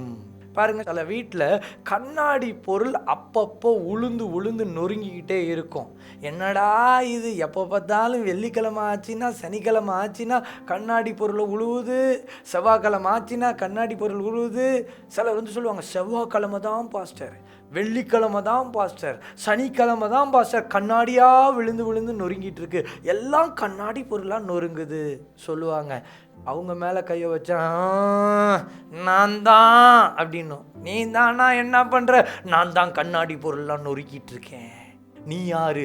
நான் ஒரு ஏவல் ஆவி அப்படின்னும். சில ஏவல் ஆவிகள் கண்ணாடி பொருட்களை நொறுக்கும். அப்புறம் வந்து பார்த்தீங்கன்னா, சில ஏவல் ஆவிகள் என்ன பண்ணும் அப்படின்னா, எலக்ட்ரானிக் பொருட்கள், அதாவது அந்த வீட்டில் காரணம் இல்லாமல் ஃப்ரிட்ஜ் ரிப்பேர் ஆகும், காரணம் இல்லாமல் மோட்டார் ரிப்பேர் ஆகும், காரணம் இல்லாமல் வாஷிங் மிஷின் ரிப்பேர் ஆகும், காரணம் இல்லாமல் ஏசி ரிப்பேர் ஆகும். ஒன்று ரிப்பேர் ஆகாது, ஒன்றா ரிப்பேர் ஆகிட்டு இருக்கும். அப்போ இப்படி பொருட்கள் சேதம் ஒரு வீட்டில் வந்துச்சு அப்படின்னா இது பில்லி சூனியத்திற்கு அறிகுறியாய் இருக்கிறது. தேவ பிள்ளைகளே, என்ன நடக்கும் அப்படின்னா, அந்த பிசாசுடைய நோக்கம் என்னன்னா, எல்லாத்தையும் ரிப்பேர் பண்ணி நீங்கள் கஷ்டப்பட்டு உங்கள் காசை கொடுப்பீங்களா, ஐயோ இதுக்கு போய் இவ்வளோ 1000 கொடுக்குறேன், அதுக்கு போய் அவ்வளோ 1000 கொடுக்குறேன், இந்த 1000 நீங்கள் கொடுக்கும் பொழுது பிசாசுக்கு ஒரு சந்தோஷம், ஆஹா நான் பண்ண வேண்டிய வேலையை நல்லா பண்ணிட்டு இருக்கேன்னு சொல்லி அது சந்தோஷப்படும். அதனால எல்லா பொருட்களையும் ஸ்தோத்திரத்தோடு ஜபத்தோடு வார்த்தையோடு பாதுகாத்து கொள்ள வேண்டும் தேவ பிள்ளைகளே. சிலர் வீட்டில் வந்து பார்த்தீங்கன்னா, வாகனத்தில் வந்து பொருட்கள் சேதத்தை உண்டு பண்ணும். அதாவது வாகனம் காரணம் இல்லாமல் செலவு வைக்கும். ஏன் செலவு வைக்குதுன்னே தெரியாது. ஒரு முறை என்னுடைய எக்ஸாம்பிளே நான் சொல்கிறேன். ஒரு முறை ஒரு கூட்டத்திற்கு போய் பேய்கள் எல்லாம் துரத்தி விட்டு எல்லாம் முடித்து வந்த பிறகு நைட்டு எனக்கு வந்து என்ன சொப்பனம்னா, எறும்பு சொப்பனம் வந்தது. இது என்னப்பா இது எறும்பு சொப்பனமாக வருதுன்னு சொல்லி, சரி ஓகே விடு அப்படின்னு சொல்லிட்டு நான் என்ன பண்ணிட்டேன், குவைட்டாக நான் இருந்தேன். அடுத்த நாள் என் காரில் போய் உக்காந்து அந்த விண்டோ இறக்குற அந்த குறிப்பிட்ட அந்த சுவிட்சை நான் பார்த்தேன் பாருங்க, அதுலேருந்து கொத்தா எறும்பு வருது. ஆஹா, இது என்னடா இது சொப்பனம் இப்படி வந்தது. இன்றைக்கி என் காரு விண்டோ கீழே இறக்குற அந்த சுவிட்சிலிருந்து இவ்வளோ கொத்தா எறும்பு வருதே. நானும் தட்டி விட்டுக்கிட்டே இருந்தேன். 2 நாளில் அந்த சுவிட்சே கெட்டே போயிடுச்சு. கெட்டு போன பிறகு நான் சர்வீஸ் சென்டரில் போய் கொடுக்குறேன், அதுக்கு எத்தனையோ 1000 வாங்கிட்டான். எனக்கு மனசே கஷ்டமாக இருந்தது. அப்போ நான் ஜோம் பண்ணேன், ஆண்டவர் என்ன ஆண்டவர்? ஆண்டவர் சொன்னார், ஏய் நான் தான் சொப்பனத்தில் உனக்கு வெளிப்படுத்தினேன். நீ அந்த கூட்டம் முடிஞ்சு வந்தோடனே அதை கட்டி ஜெபிச்சியா, அதை நிர்மூலப்படுத்தி ஜெபிச்சியா? அப்படியே கூட்டத்தை முடிச்சுட்டு வந்து அப்படியே சும்மா ஜெபிச்சுட்டு படுத்துட்டேன். அதனால தான் இந்த பொருள் போயிடுச்சுனார். இன்னொரு கூட்டத்தில் என்ன ஆச்சு அப்படின்னு சொல்லி பார்த்தீங்கன்னா, திருநெல்வேலிக்கு ஒரு கூட்டத்துக்கு போயிட்டு காரை ஒரு குறிப்பிட்ட வீட்டில் நிறுத்திட்டு போய் ஜெபிக்கிறேன். அந்த வீட்டில் வந்து அந்த பிசாசுலாம் துரத்திட்டு வந்து காரை ஸ்டார்ட் பண்ணுறேன். கார் ஸ்டார்ட் ஆக மாட்டேங்கிறது. நல்லா இருந்த காரு ஸ்டார்ட் ஆகலை. உடனே நாங்கள் ஜெபிக்க ஆரம்பித்தோம். ஆண்டவர் சொன்னார், அந்த போனட்டுக்கு மேலே குட்டி சாத்தான் உட்காந்துருக்கு, அதுதான் இந்த கிரியை செய்து. போய் போனட் மேலே கையை வச்சுட்டு வந்து ஸ்டார்ட் பண்ணினார். போனட் மேலே கையை வச்சு, இயேசுவின் நாமத்தினால பொல்லாத குட்டி சாத்தானே இப்போ நசரேனாகிய இயேசுவின் நாமத்தினால வெளியே போ அப்படின்னு போனட்டை 4 தட்டு தட்டிட்டு வந்து ஸ்டார்ட் பண்ணோன்னே ஸ்டார்ட் ஆகிடுச்சு. பாருங்கள், சில நேரத்தில் வீட்டில் இருக்கிற பொருட்கள், வாகனங்கள், கண்ணாடி பொருட்கள், எலக்ட்ரானிக் குட்ஸு, அதை எல்லாமே வந்து சேதமாக்கும். சில வீட்டில் வந்து பார்த்திங்கன்னா திருட்டு போயிடும். அதாவது எல்லா திருட்டும் நார்மலாக நடக்குது. சில திருட்டுகள் மாந்திரிகத்தின் மூலமாய் அது செயல்படும் என்பதை நான் உங்கள்கிட்ட தெரிவித்துக் கொள்கிறேன். இது 4வது அறிகுறியாக இருக்கிறது. சரி, 5வது அறிகுறி என்ன?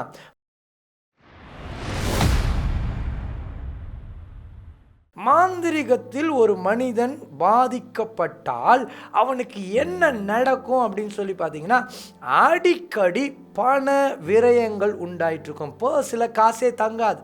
இந்த காசெல்லாம் எங்கே போவோம் அப்படின்னு சொல்லி பார்த்தீங்கன்னா, வியாதியினால் பணம் விரயம் வரும். இந்த குறிப்பிட்ட வீடுகளில் வந்து பார்த்தீங்கன்னா, ஒன்று வியாதி வரும்.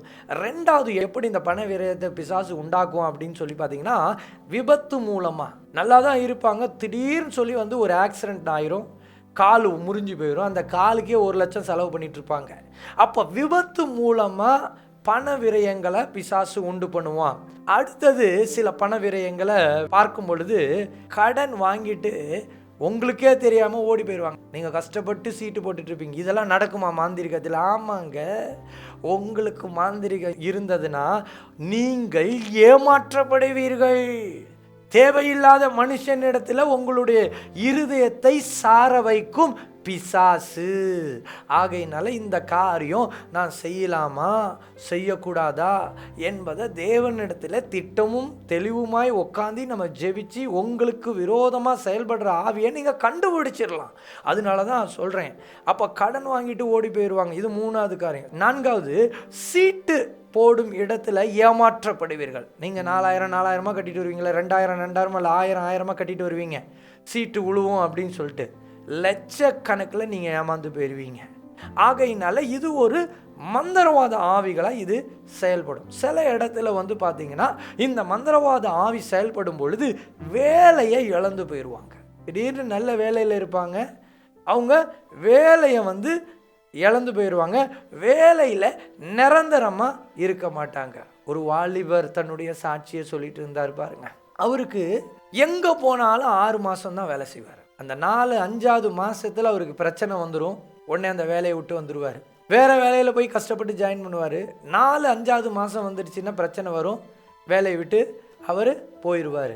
இப்படி வேலையில் பிரச்சனை வரும் பாருங்க.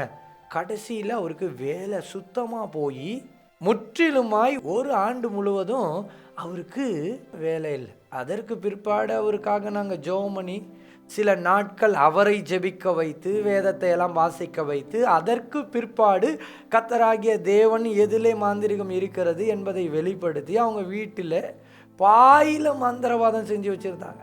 அந்த பாயை கொண்டு போய் வெளியே கொண்டு போய் போட்டு அதை எரித்து நல்லா கடிஞ்சு ஜெபிச்சு முடித்த பிறகு தான் என்ன நடந்துச்சு அப்படின்னு சொல்லி பார்த்தீங்கன்னா, அந்த மந்திரவாதம் அழிந்தது.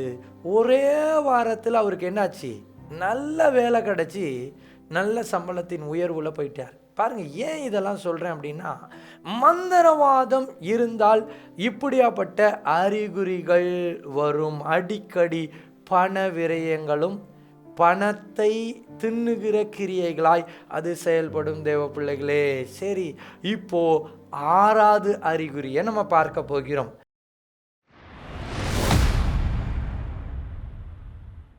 6வது அறிகுறி, மந்திரவாதத்தில் ஒரு மனுஷன் பாதிக்கப்பட்டால் காரணம் இல்லாமல் பிரச்சனை வரும். அதாவது கணவன் மனைவி நார்மலாக தான் இருப்பாங்க, திடீர்னு வந்து பார்த்தீங்கன்னா கணவன் மனைவி நார்மலாக பேசிகிட்டே இருப்பாங்க, ஏதோ ஒரு மிஸ் அண்டர்ஸ்டாண்டிங்கான பாயிண்ட்டை யாருடைய வாயிலேருந்து பிசாசு வைப்பான். உடனே வாய் வாக்குவாதம் வந்து அங்கே அடிதடி சண்டை வந்துடும். பயங்கரமான அடித்தடி சண்டை. உன் குடும்பத்தை பற்றி எனக்கு தெரியுமா? போடா போடா, உன் குடும்பத்தை பற்றி எனக்கு தெரியும்டா. நீ என்ன கொண்டதே, போடா, நீ என்னடா, உன் அம்மா பெருசா, என் அம்மா பெருசா. இதெல்லாம் எப்போ வரும் தெரியுமா? மந்திரவாதம் இருந்தால் தான் வரும். மந்திரவாதம் இருக்கிற வீட்டில் இப்படியாப்பட்ட ஆவிகள் செயல்படுது. 6வது அறிகுறி. இந்த 6வது அறிகுறியிலே நான் சில லிஸ்ட் போடுறேன். உங்கள் வீட்டில் மந்திரவாதம் இருக்குமானா கணவன் மனைவி பிரச்சனை வரும். 2வது, பிள்ளைகள் ஒற்றுமையாக இருக்கவே மாட்டாங்க, அடிக்கடி சண்டை போட்டுக்கிட்டே இருப்பாங்க. இது வேறொரு அறிகுறியாக இருக்கிறது. இன்னும் இந்த மாதிரியான வீட்டில் 3வது அறிகுறி என்ன நடக்கும் அப்படின்னு சொல்லி பார்த்தீங்கன்னா, அருகாமையில் இருக்கிற வீட்டுக்காரவங்கள்ட்டே பிசாசு சண்டை போட வைக்கும். ஏன் அப்படின்னா, இதெல்லாம் நிம்மதியை சீர்குலைக்கிற ஆவி. அவன் நிம்மதியாகவே இருக்கக்கூடாதுன்னு சொல்லி மந்திரவாதம் பண்ணியிருப்பாங்க. நிம்மதியாகவே இருக்க முடியாது, எங்கே திரும்பினாலும் சண்டை. 4வது காரியம் வந்து, வேலை செய்கிற இடத்துல போவாங்க. வேலை செய்கிற இடத்துல நல்லா இருக்கிறவன் சண்டை போடுவான், இல்லை நல்லா சொல்லித்தர வேண்டியவன் சொல்லித்தர மாட்டான். மற்றவனுக்கெல்லாம் சொல்லி தருவான், உங்களுக்கு சொல்லித்தரணும்னு சொல்லி அவனை கேட்டிங்கன்னா அவன் சொல்லித்தர மாட்டான். இதெல்லாம் என்ன ஆவினா அவனுடைய மிஸ்டேக் கிடையாது. அவனுக்குள்ளார உங்களுக்கு விரோதமாக செயல்பட்ட மந்திரவாத ஆவி அங்கே போயிடும். அங்கே போய் அவனுக்குள்ளார உக்காந்துட்டு இருக்கிறதுனால அது என்ன பண்ணும் அப்படின்னு சொல்லி பார்த்தீங்கன்னா, உங்கள் வேலைக்கு விரோதமாக அது செயல்பட்டுக்கிட்டே இருக்கும். நல்ல பேர் வாங்க விடாது. சரி, சில டைம் நீங்கள் நல்லா வீதியில் நடந்து வந்துட்டுருப்பீங்க, அப்படி இல்லைன்னா நீங்கள் காரில் வந்துட்டுருப்பீங்க, அப்படி இல்லைன்னா 2 வீலரில் வந்துட்டுருப்பீங்க. திடீர்னு எவனாவது உங்களுக்கு வாண்டடாக வந்து உங்களை கெட்ட வார்த்தை போட்டு திட்டிட்டு போவான். ஏன்டா இவன் என்ன பார்த்து திட்டிட்டு போகிறான்? அப்போ என்ன நடக்கும்? உங்களுக்கு அப்படியே சல்லுன்னு ஏறி, நீ யாரை பார்த்து நீ என்ன சொன்ன? அந்த இடத்துல யார் நிற்கிறா தெரியுமா? பிசாசு. அவன் சந்தோஷம், அடிச்சுக்கோ, இதுதான் எனக்கு வேணும், இதுக்காக தானே என்னை அனுப்புனாங்க. மந்திரவாதத்தில் இது என்னது? 6வது அறிகுறியாக இருக்கிறது தேவ பிள்ளைகளே. அடுத்தது 7வது அறிகுறிக்கு நேராய் நாம் கடந்து செல்கிறோம். ஒரு மனிதன் மாந்திரிகத்தில் பாதிக்கப்பட்டால் அவனுக்கு என்ன வரும் அப்படின்னு சொல்லி பார்த்தீங்கன்னா, அடிக்கடி தூக்கம் வரும். நல்லா தூங்கிட்டே இருப்பாங்க. இதுக்கு பேர் தான் கனநித்திரையின் ஆவி அப்படின்னு சொல்லுவாங்க. இந்த மாந்திரிகம் வந்து ஒரு மனுஷனை அட்டாக் பண்ணும் பொழுது முதல்ல இவங்களுக்கு எதில் தூக்கம் வரும் அப்படின்னு சொல்லி பார்த்தீங்கன்னா, பைபிள் வாசிக்க முடியாது அவங்களால. இது முதல் அறிகுறி. 2வது அறிகுறி என்ன அப்படின்னா, அவங்களுடைய உடம்பே அடித்து போட்ட மாதிரி இருக்கும். அமாவாசை பௌர்ணமி வந்துடுச்சுன்னா என் உடம்பே அடித்து போட்ட மாதிரி இருக்குது, ஒரே டயர்டாக இருக்குது. சில நேரத்தில் வந்து பார்த்திங்கன்னா, சில ஊழியத்தில் போய் எத்தனையோ பேய்களை நம்ம துரத்தி விட்டு வீட்டுக்கு வரும் பொழுது ஆவியில் நம்ம போராடி இருப்போம் இல்லையா? அப்போ வீட்டுக்கு வரும்போது உடம்பெல்லாம் அடித்து போட்ட மாதிரி இருக்கும். அப்படியே உடனே நான் பைபிள் எடுத்து வாசித்து ஜெபிக்க ஆரம்பிப்பேன். அப்போ ஆண்டவர் சொல்றாரு, இது ஆவிகளோடு ஒரு யுத்தம் நடந்ததுனால உன் உடம்பு அடித்து போட்ட மாதிரி இருக்கும். Renew your spirit with Holi spirit. மறுபடியுமாய் பரிசுத்த ஆவியினாலே நிரப்பப்படுன்னு சொல்லி ஆண்டவர் சொல்லுவார். சரி, அடுத்தது இவங்க எங்கெல்லாம் தூங்குவாங்க அப்படின்னு சொல்லி பார்த்தீங்கன்னா, பிரதானமாக நம்ம ஆளுங்க பைபிள் வாசிக்கணும். உடனே பைபிள் வாசிக்க திறந்துட்டா 2 நிமிஷத்தில் இவங்க பைபிளுக்கு முன்னாடி போயிடுவாங்க. அப்புறம் பைபிள் அவங்களுக்கு முன்னாடி வரும். இவங்க போவாங்க, பைபிள் வரும், இவங்க போவாங்க, பைபிள் வரும். கடைசியில் 2 பேரும் அப்படி மதிப்பா, ஐயோ அப்படின்னு சொல்லிட்டு, எம்மா இப்படியா ஆண்டவரே, சோதர. அடுத்தது 2வது வசனம் வாசிப்போமாக அப்படின்னு சொல்லி அப்படியே வாசிக்கிட்டே இருப்பாங்க. மறுபடியும் பைபிள் அவங்கள முத்தம் கொடுக்கும், இவங்க பைபிளை முத்தம் கொடுப்பாங்க. அப்போ தான் தெரியும், ஐயோ மறுபடியும் சே. இப்போ டைமை பார்த்தீங்கன்னா 1.5 மணி நேரம் ஓடி இருக்கும். குனிஞ்ச தலை நிமிராமல் பைபிளை முத்தம் கொடுத்துட்டே இருப்பாங்க. அப்புறம் பைபிளை மூடி வச்சுட்டு என்ன பண்ணுவாங்க, அதுக்கப்புறம் அவங்க வந்துடுவாங்க. பைபிள் வாசிச்சிங்களா? எத்தனை வசனம், எத்தனை அதிகாரம்லாம் இல்லை, ஒரே ஒரு அதிகாரத்தை திறந்து வச்சேன், 4 அதிகாரத்தை கூட என்னால் படிக்க முடியல. அந்த குறிப்பிட்ட வசனத்தை பார்க்க படிக்க ஸ்லீப்பிங் பில்ஸ் போட்ட மாதிரியே ஆயிடுச்சுப்பா அப்படின்வாங்க. இது என்னது? மந்திரவாதத்தின் அறிகுறி. உங்களால் பைபிள் வாசிக்க முடியலன்னா பேய் போராடிட்டு இருக்குன்னு சொல்லி அர்த்தம். அடுத்தது, ஜெபிக்கும் பொழுது தூங்குவார்கள். முட்டி போட்டு ஜெபிக்க மாட்டாங்க, ஏன்னா உங்களுக்கு ரொம்ப டயர்டாக இருக்கும். அதனால உட்காந்துக்கிட்டு ஜெபிப்பாங்க. ஸ்தோத்திரம் ஆண்டவரே, உம்மை துதிக்கிறோம் ஆண்டவரே. சிலர் வந்து ஸ்தோத்திரம் சொல்லும் போது இப்படி சொல்லி பார்த்துருக்கேன் நான். என்ன அது, நம்ம ஜெபிக்க சொன்னால் இவங்க தண்ணி அடித்த மாதிரி ஜெபிச்சிட்டு இருக்காங்க அப்படின்னு சொல்லி பார்த்தா அப்போ தான் தெரியும், ஓ கனநித்திரையின் ஆவி அதுக்குள்ளார பூந்துடுச்சு அப்படின்னு சொல்லி. இதெல்லாம் பிசாசுடைய கிரியையாக இருக்கிறது. இவங்களை பார்த்தீங்கன்னா சாதாரண நேரத்துலையும் நல்லா சாப்பிட்டுட்டு தூங்கிட்டே இருப்பாங்க. எப்போ பார்த்தாலும் தூங்கிட்டு இருக்கிற என்னன்னா, அதோடைய வாழ்க்கையை சீர்குலைப்பதற்காக அனுப்பப்பட்ட பில்லி சூனிய ஆவியாக இருக்குது. தேவ பிள்ளைகளை, இப்படியாப்பட்ட ஆவிகளை குறித்து நீங்கள் எச்சரிக்கையாக இருக்கணும். இது 7வது அறிகுறி. 8வது அறிகுறி என்ன அப்படின்னு சொல்லி பார்த்தீங்கன்னா,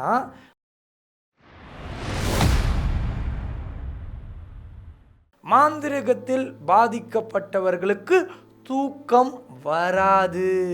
என்ன பாஸ்டர், தூக்கம் வரும்னு சொன்னீங்க, இப்போ தூக்கம் வராது. இது வேற கேட்டகரி.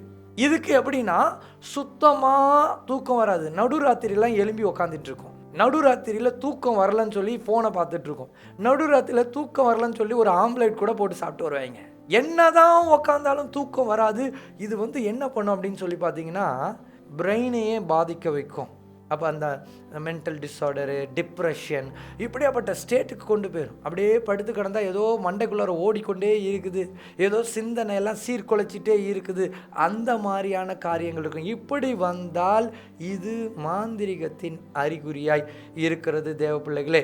சில குழந்தைங்களை பார்த்திங்கன்னா, அதாவது விடிய காலமாக 2 மணிக்கு நல்லா இரவு நேரத்தில் தூங்கிட்டு இருக்கும்போது வீச்சுன்னு கத்திக்கிட்டு எழும்புவாங்க அப்படின்னு. உடனே நம்ம தட்டுவோம், உடனே ஸ்தோத்திரம் ஸ்தோத்திரம் ஸ்தோத்திரம் ஸ்தோத்திரம் சொல்லுவோம். அந்த நேரத்தில் அம்மா அப்பா என்ன பண்ணும் தெரியுமா? ஓ சோத்திரம் சோத்திரம் சோத்திரம், அந்த அழுகிற குழந்தை அப்படியே ஆட்டி விட்டு கொஞ்சம் நேரம் அப்படியே வச்சுக்கிட்டு அப்படியே படுக்க வச்சு இவங்களும் தூங்கிடுவாங்க. அதை பண்ணாதீங்க அப்படி. ஏன்னா அது வீச்சுன்னு கத்துற அந்த நேரத்தில் ஒரு அட்டாக் அந்த குழந்தைக்கு வந்திருக்கு. அந்த அட்டாக்னால தான் அந்த குழந்தை அந்த நேரத்தில் வீச் அப்படின்னு சொல்லி கத்துது. சில வளர்ந்த பிள்ளைகள்லாம் பார்த்தீங்கன்னா தூங்கிட்டே இருப்பாங்க 2 மணிக்கு. திடீர்னு காலை பிடிச்சி ஏதோ இழுத்த மாதிரி இருக்கும். ஆமா ஆமா ஆமா ஆமா ஐயோ ஐயோ எந்திரிச்சு உட்காருவாங்க. என்ன, என் காலை யாரோ பிடிச்சி இழுத்தாங்கப்பா. கட்டி பிடிச்சிக்கும். உடனே நீயும் கட்டி பிடிச்சிட்டு தூங்காத.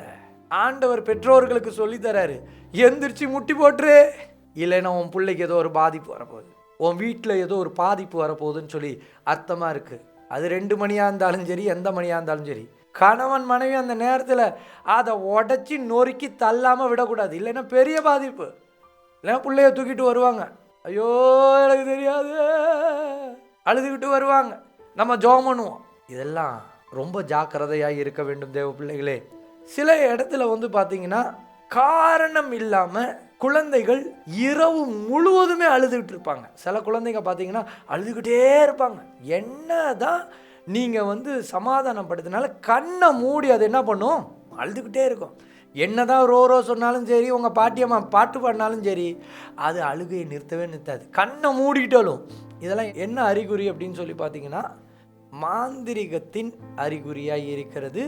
இதை குறித்து நாம் ரொம்ப ஜாக்கிரதையாக இருக்க வேண்டும் தேவ பிள்ளைகளே.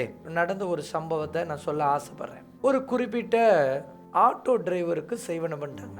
ஆட்டோ டிரைவருக்கு செய்வனை பண்ண பிறகு அவருக்கு ஒரு கை ஒரு கால் விழுந்து போச்சு, நடக்க முடியாது. சுண்டு விரல்ல பாதிப்பு வந்துடுச்சு, சுண்டு விரல் கருக ஆரம்பிச்சிச்சு, பக்கவாதம் கிடக்குறாரு. ராத்திரி முழுவதும் அவரால் என்ன பண்ண முடியாதுன்னா தூங்க முடியாது. ஒரு நாள் இந்த ஊழியத்தை பற்றி அவர்கள் கேள்விப்பட்டு அன்றைக்கு என்னிடத்துல ஜெபித்தார்கள். நான் ஜெபித்து அவர்களுக்கு தண்ணீர் ஜெபித்து கொடுத்தேன். அன்னைக்கு நைட்டு நல்லா நிம்மதியாக தூங்கிட்டாங்க. நல்லா நிம்மதியாக தூங்கின பிறகு அடுத்த நாள் அவருக்கு ஒரே நம்பிக்கை, இந்த பாஸ்டரை நேராக போய் என்னை எப்படியாவது என்னைய 4 பேராவது தூக்கிட்டு போய் அவர்கிட்ட போய் ஜெபிக்கணும் அப்படின்னு சொல்லிட்டாரு. அப்போ டெஷுவா விடுதலை பெருவிழான்னு சொல்லி ஒவ்வொரு 2வது சனிக்கிழமையும் நாங்கள் நடத்துவது உண்டு. அப்போ அந்த 2வது சனிக்கிழமை டெஷுவா விடுதலை பெருவிழாக்கு அவங்கள தூக்கிட்டு வராங்க. அப்போ அந்த மனுஷன் சூம்பின கால்கள், ஒரு கை ஒரு கால் விழுந்து போயிடுச்சு.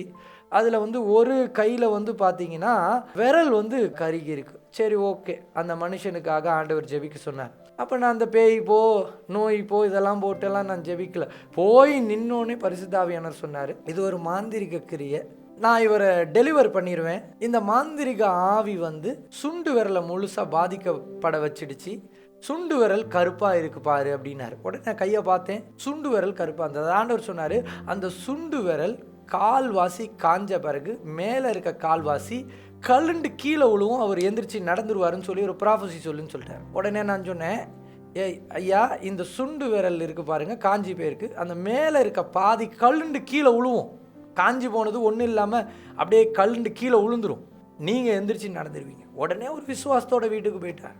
டெய்லி நல்லா தூங்கினார், பைபிள் வாசிச்சார். அவர் சுண்டு விரலை பார்த்துக்கிட்டே இருந்தார். ஒரு நாள் வந்தது, ஒரு நாள் காலையில் எந்திரிக்கும் பொழுது காஞ்சி போன சுண்டு விரல் கீழே விழுந்துடுச்சு. விழுந்த பிறகு இவர் சொல்கிறாரு, இயேசு கிறிஸ்து என்னை சுகமாக்கிட்டாருன்னு சொல்லி தரையை பிடிச்சிட்டு எந்திரிச்சு நின்றுட்டார். எந்திரிச்சு நின்று இவங்களுடைய மனைவி வெளியில் இருக்கிறாங்க, அவர் நடந்தே வராரு. இயேசு கிறிஸ்து பாரு என் கை காலை சுகமாக்கிட்டாரு அப்படின்னு சொல்லி. பாருங்க எவ்வளோ பெரிய அற்புதம், நம்முடைய தேவன் எவ்வளோ பெரிய தேவனாய் இருக்கிறார். அப்போ தூக்கம் வராமல் இருப்பது 8வது அறிகுறியாய் இருக்கிறது தேவ பிள்ளைகளே. 9வது அறிகுறி,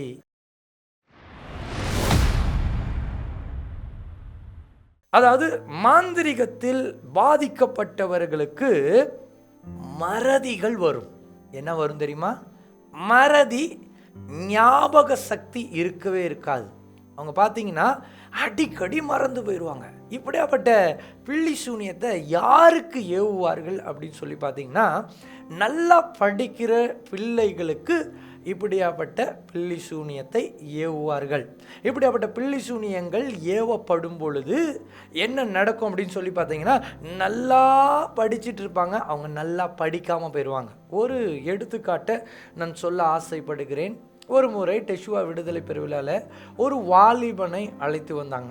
அந்த வாலிபனுக்கு என்ன பிரச்சனை அப்படின்னு சொல்லி பார்த்தீங்கன்னா, அந்த வாலிபனுக்கு ஃபோன் அடிக்ஷன் பிரச்சனை. அவங்க சொன்னாங்க, பாஸ்டர் அவன் ஒரு ஃபோன் கொண்டு வந்திருந்தான். பாஸ்டர் இந்த ஃபோனை வச்சுக்கிட்டு, நான் சொன்னேன் குர்ரா ஃபோனை அப்படின்னு சொல்லி வாங்கிட்டேன். உடனே அவன் சிரித்தான். உடனே அவங்களும் சிரித்தாங்க. ஏன் சிரிக்கிறீங்க கேட்டேன். அவங்க சொன்னாங்க, நீங்கள் ஒரு ஃபோனை தான் பிடிங்கி வைக்கிறீங்க, வீட்டில் அவன் 8 ஃபோனுக்கு மேலே தனியாக வச்சுருக்கான் அப்படின்னு. நான் கேட்டேன், 8 ஃபோனை நீங்கள் ஏன் வாங்கி தந்தீங்கன்னு கேட்டேன். ப்ரேயர் லைனில் உட்காந்துருந்தாங்க. அவங்களுக்காக ஜெபிக்கும் பொழுது அவன் மேலே கையை வச்சேன். கையை வைக்கும் பொழுது ஆண்டவர் சொன்னார், இவங்க தகப்பனார் வேதாகமத்தை கிழித்து தூக்கி எறிந்த ஒரு மனுஷன், எரிச்சவர். அவர்கிட்ட சொல்லு, அதுக்கு மன்னிப்பு கேட்க சொல்லு. அவர் மன்னிப்பு கேட்டுட்டு அவர் ஜெபிக்கணும். இது ஒரு தீர்க்க தரிசனம். அந்த மனுஷனை கூப்பிட்டேன், வாயா இங்கே. டெய்லி நீங்கள் வேதத்தை அதிகமாக எப்படி வாசிக்கணும்னு சொல்லி கொடுத்து நீங்கள் வாசிங்க, இவன் டெலிவர் ஆயிடுவான். அவ்வளோதான். 2 நாள் வேதத்தை எடுத்து வாசிக்க ஆரம்பித்தார். பையன் 8 ஃபோனையும் தூக்கி போட்டு படிக்க ஆரம்பிச்சிட்டான். மனம் திரும்பிட்டான். நடந்த சம்பவம். மந்திரவாத கிரியைகளும் உடஞ்சி போச்சு.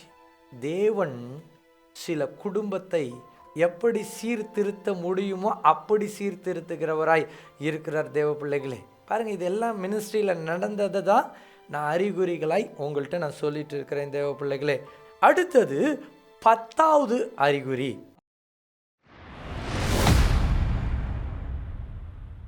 மாந்திரிகத்தில் பாதிக்கப்பட்டவர்களுடைய வீட்டில் பிசாசு ஆகாரத்தை சேதமாக்கும். சிலர் வீட்டில் பார்த்தீங்கன்னா புது அரிசியாக வாங்கி வச்சுருப்பாங்க. வாங்கி வச்சு 2 நாளில் பூச்சி பிடிச்சிடும். இல்லை, சில மல்லிகை ஜாமான்லாம் பார்த்தீங்கன்னா எல்லாம் பூச்சி பிடிச்சி தின்பண்டங்கள் வச்சா பூச்சி பிடிச்சிரும், அழுகிரும், நாத்தம் நாரும். என்னடா இது, எல்லாம் இந்த கிச்சனில் வைக்கிறதெல்லாம் கெட்டு போதே, என்ன இது, ஏன் இப்படி நடக்குது? நம்மளோட சேர்ந்து இன்னொருத்தவங்க வாங்கியிருப்பாங்க, அவங்க வீட்டில் நல்லாயிருக்கும், நம்ம வீட்டில் பூச்சி பிடிக்கும். அப்போ இப்படியாப்பட்ட அறிகுறிகள் இருந்தால் இது மாந்திரிகத்தின் அறிகுறிகளாய் இருக்கிறது தேவ பிள்ளைகளே. சில உணவு பொருட்கள்லையும் பூச்சிகள் வரும், புழுக்களும் வரும் தேவ பிள்ளைகளே. சிலர் வீட்டில் நன்றாக சமைத்து வைத்திருப்பார்கள். சாப்பிடணும்னு சொல்லி சாப்பாடு எடுக்கும் பொழுது சாப்பாட்டிலேருந்து துர்நாற்றம் வீசும். துர்நாற்றம்னா உங்கள் வீட்டு துர்நாற்றம், எங்கள் வீட்டு துர்நாற்றம் கிடையாது. அது ஒரு மலத்தின் துர்நாற்றம் வீசும். அதை சாப்பிடணும்னு சொல்லி கையில் எடுப்பாங்க. இப்போ மலத்தின் துர்நாற்றம் வீசும் பொழுது சாப்பிட முடியுமா? சாப்பிட முடியாது இல்லையா? அதை அப்படியே வச்சுட்டு போயிடுவாங்க. இப்படியாப்பட்டவர்களே நாங்கள் இந்த மினிஸ்ட்ரியில் சந்தித்ததுனால தான் இதை நான் அறிகுறிகளாய் நான் சொல்லி வருகிறேன் தேவ பிள்ளைகளை. இப்படியாப்பட்டவர்களுக்காக நாங்கள் செபித்து இருக்கிறோம். இன்னொரு வகையான பிசாசு இருக்கு, அதாவது ஆகாரத்தை தொடும் பிசாசு. இந்த பிசாசு என்ன பண்ணும் அப்படின்னா, சாப்பிடவே விடாது. அதாவது பசி இல்லாமையே அவங்கள சாகடிச்சிடும். இது ஒரு விதமான மாந்திரிக கிரியையாய் இருக்கிறது தேவ பிள்ளைகளே.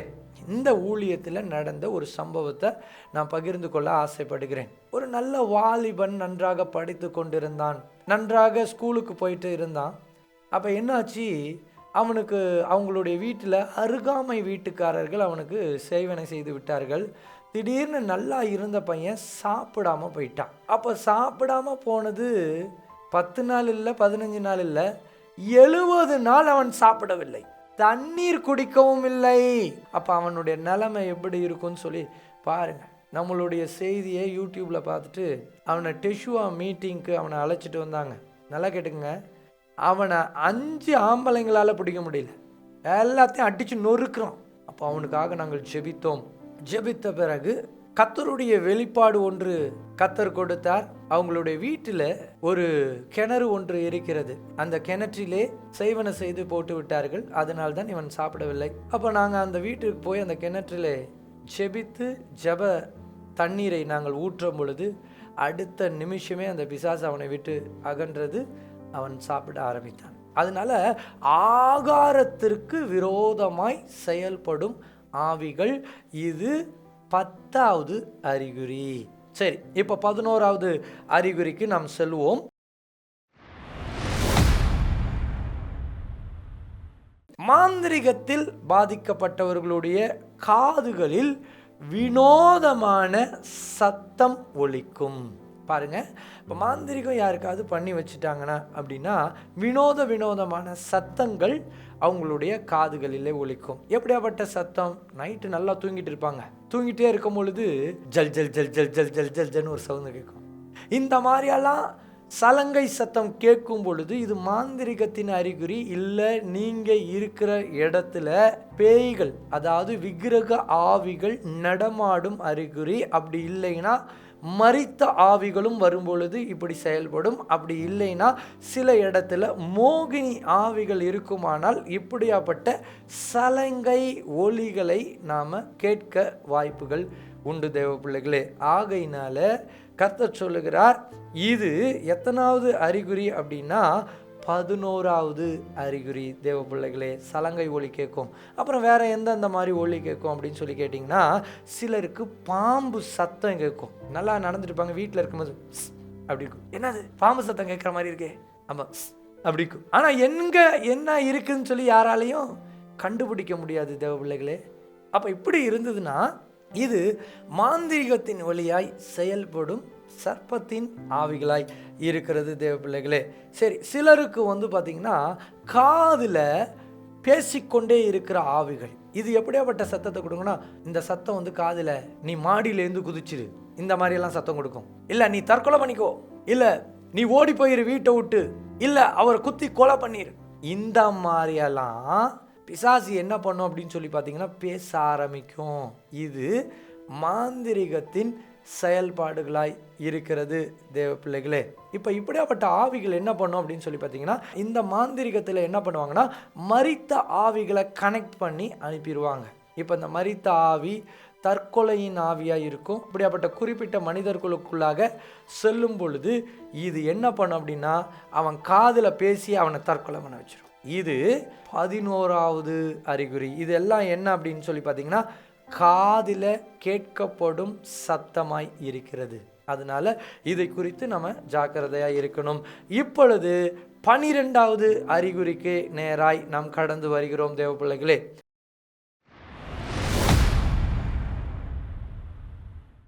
மாந்திரிகத்தில் பாதிக்கப்பட்டவர்களுக்கு மாயையான பார்வை உண்டாகும்.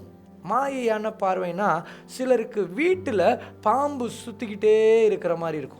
திடீர்னு தூங்கிட்டு இருக்கும்போது ஐயோ என் கால்கிட்ட ஒரு பாம்பு ஓடிச்சு அப்படின்னு வந்திருப்பாங்க. இல்லை சும்மா உட்காந்துருக்கும் போது அங்கே பாருங்க தேள் வருதுன்னு சொல்லுவாங்க. தேள் வராது, பாம்பு வராது. எல்லாம் கேட்பீங்க எங்கடா அப்படிங்கிறாங்க. அவங்க கண்ணுக்கு மாத்திரம் தெரியும். இதெல்லாம் என்ன அப்படின்னு சொல்லி பார்த்தீங்கன்னா மாந்திரிகத்தின் கிரியைகளாய் இருக்கிறது. இதை குறித்து நம்ம எச்சரிப்பாய் இருக்க வேண்டும். சிலர் வீட்டில் பார்த்தீங்கன்னா இந்த மாயையான கண் பார்வையில் யாரோ ஒருவர் நடந்து போவது மாதிரி இருக்கும். நல்லா உக்காந்துட்டு இருப்பாங்க, பின்னாடி யாரோ நடந்து போன மாதிரி இருக்கும். திரும்பி பார்ப்பாங்க, யார் போனா அப்படின்னு. யாரும் போயிருக்க மாட்டாங்க. திரும்பி பார்க்கும் பொழுது இங்கே என்ன நடக்கும் அப்படின்னு சொல்லி பார்த்தீங்கன்னா யாரோ போன மாதிரியே இருக்கும். இப்படியெல்லாம் இருந்ததுன்னா மந்திரவாதிகள் கூடு விட்டு அங்கே வீட்டில் நடமாடுவார்கள். அப்படி இல்லைன்னா பேய்கள் நடமாடும். இப்படி இருக்கும் பொழுது நீங்கள் ஜாக்கிரதையாக இருக்க வேண்டும். இது மாந்திரிகத்தின் அறிகுறியாக இருக்குது. சில வீட்டில் பார்த்தீங்கன்னா குட்டியாக குழந்தை ஓடுற மாதிரி இருக்கும். அதெல்லாம் குட்டி சாத்தான் சொல்லுவாங்க. அந்த குட்டி சாத்தான் என்ன பண்ணும், சில நேரத்தில் வீட்டுக்குள்ளார வந்துடுச்சு அப்படின்னா குடுன்னு ஓடும்.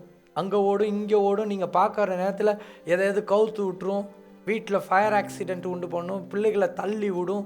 இது எல்லாமே எது அப்படின்னு சொல்லி பார்த்தீங்கன்னா குட்டி சாத்தானின் கிரியைகளாக இருக்கிறது.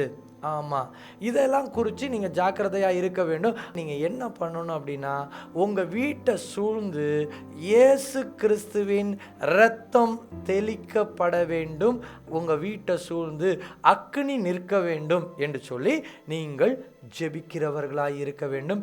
இது 12வது அறிகுறி. இப்போ நம்ம எங்கே போயிட்டோம் அப்படின்னா 13ஆம் அறிகுறிக்கு நம்ம செல்கிறோம்.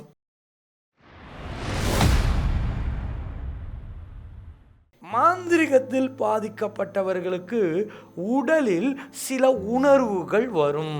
இந்த உணர்வை குறித்து நம்ம பார்ப்போம். சிலருக்கு பார்த்திங்கன்னா கண் எரிச்சல் வந்துக்கிட்டே இருக்கும். மாந்திரிகத்தில் பாதிக்கப்பட்டவங்களுக்கு கண் எரிஞ்சிக்கிட்டே இருக்கும். இது ஒரு உணர்வு. சிலருக்கு பார்த்திங்கன்னா கண் பார்வை மங்குன மாதிரியே இருக்கும். டாக்டர்கிட்ட போய் கண்ணை செக் பண்ணுவாங்க, ஆனால் கண்ணு நல்லா இருக்கும். ஆனால் இவங்களுக்கு கண் பார்வை மங்குன மாதிரியே இருக்கும், என்னன்னே தெரியாது. அப்போ பார்வை மங்கள் போல ஒரு காரியங்களை செயல்படுத்தும். இன்னும் சிலருக்கு பார்த்திங்கன்னா கண்ணில் தூசி உழுவுற மாதிரியே இருக்கும். நார்மலாக உட்காந்தே இருப்பாங்க, கண்ணில் தூசி உழுந்துக்கிட்டே இருக்கே, கண் எரிஞ்சிக்கிட்டே இருக்குது. ஏன் இது? டாக்டர்கிட்ட போனாலும் கண்டுபிடிக்க முடியாது, எதுவும் செய்ய முடியாது. இதெல்லாம் பில்லி சூனிய ஆவிகள். இப்படிப்பட்ட ஆவிகள்லாம் என்ன அப்படின்னு சொல்கிறத நம்ம வரும் நாட்களில் ஒவ்வொரு ஆவியும் எப்படி செயல்படும், என்னென்ன பண்ணும் அப்படின்றதெல்லாம் நம்ம பார்க்க போகிறோம்.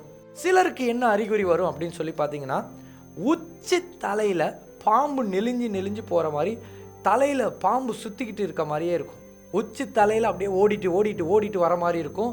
பாம்பு நெளிகிற மாதிரியே இருக்குது பாஸ்டர்னு சொல்லுவாங்க. இது என்ன அறிகுறி அப்படின்னு சொல்லி பார்த்தீங்கன்னா, இதெல்லாம் மாந்திரிகத்தின் அறிகுறியாய் இருக்கிறது. சிலருக்கு பார்த்தீங்கன்னா முதுகு தண்டெலும்பில் அப்படியே ஏதோ ஒன்று வளைஞ்சு போகிற மாதிரி இருக்கும். இதுவும் மாந்திரிகத்தின் அறிகுறியாய் இருக்கிறது. சிலருக்கு முதுகு தண்டெலும்பு வலிக்கும், பயங்கரமாக உயிர் போகிற மாதிரி வலிக்கும். இதுவும் மாந்திரிகத்தின் அறிகுறியாய் இருக்கிறது. சிலருக்கு பார்த்தீங்கன்னா காரணமே இல்லாமல் கால் எரிச்சல் உண்டாகும், பாதம் எரிச்சல் உண்டாகும். இது மாந்திரிகத்தின் அறிகுறி. உங்களுக்கு சுகரும் இருக்காது, எதுவும் இருக்காது. சுகர் இருந்தால் தான் கால் எரிச்சல் வரும்னு சொல்லுவாங்க. அப்போது சுகரும் இருக்காது, எதுவும் இருக்காது, ஆனால் கால் எரிஞ்சிக்கிட்டே இருக்கும். இது என்ன அப்படின்னு சொல்லி பார்த்தீங்கன்னா, இது மாந்திரிகத்தின் ஒரு அறிகுறியாக இருக்கிறது தேவ பிள்ளைகளே. அடுத்தது, உடல் முழுவதும் அரிப்பு வரும். சிலர் நல்லா இருப்பாங்க, ஏன் அரிப்பு வருதுன்னே தெரியாது, உடலை போட்டு சொரிஞ்சிக்கிட்டே இருப்பாங்க. அவங்க எவ்வளோ மாத்திரை மருந்து எடுத்தாலும் சொரியும் தன்மை அவங்கள விட்டு நீங்கவே நீங்காது, உடலை சொரிஞ்சிக்கிட்டே இருப்பாங்க. இது மாந்திரிகத்தின் அறிகுறியாய் இருக்கிறது. சில காரியத்தை பார்க்கும்பொழுது யாரோ தலையில் ஆணி அடிக்கிற மாதிரியே இருக்குன்னு சொல்லுவாங்க.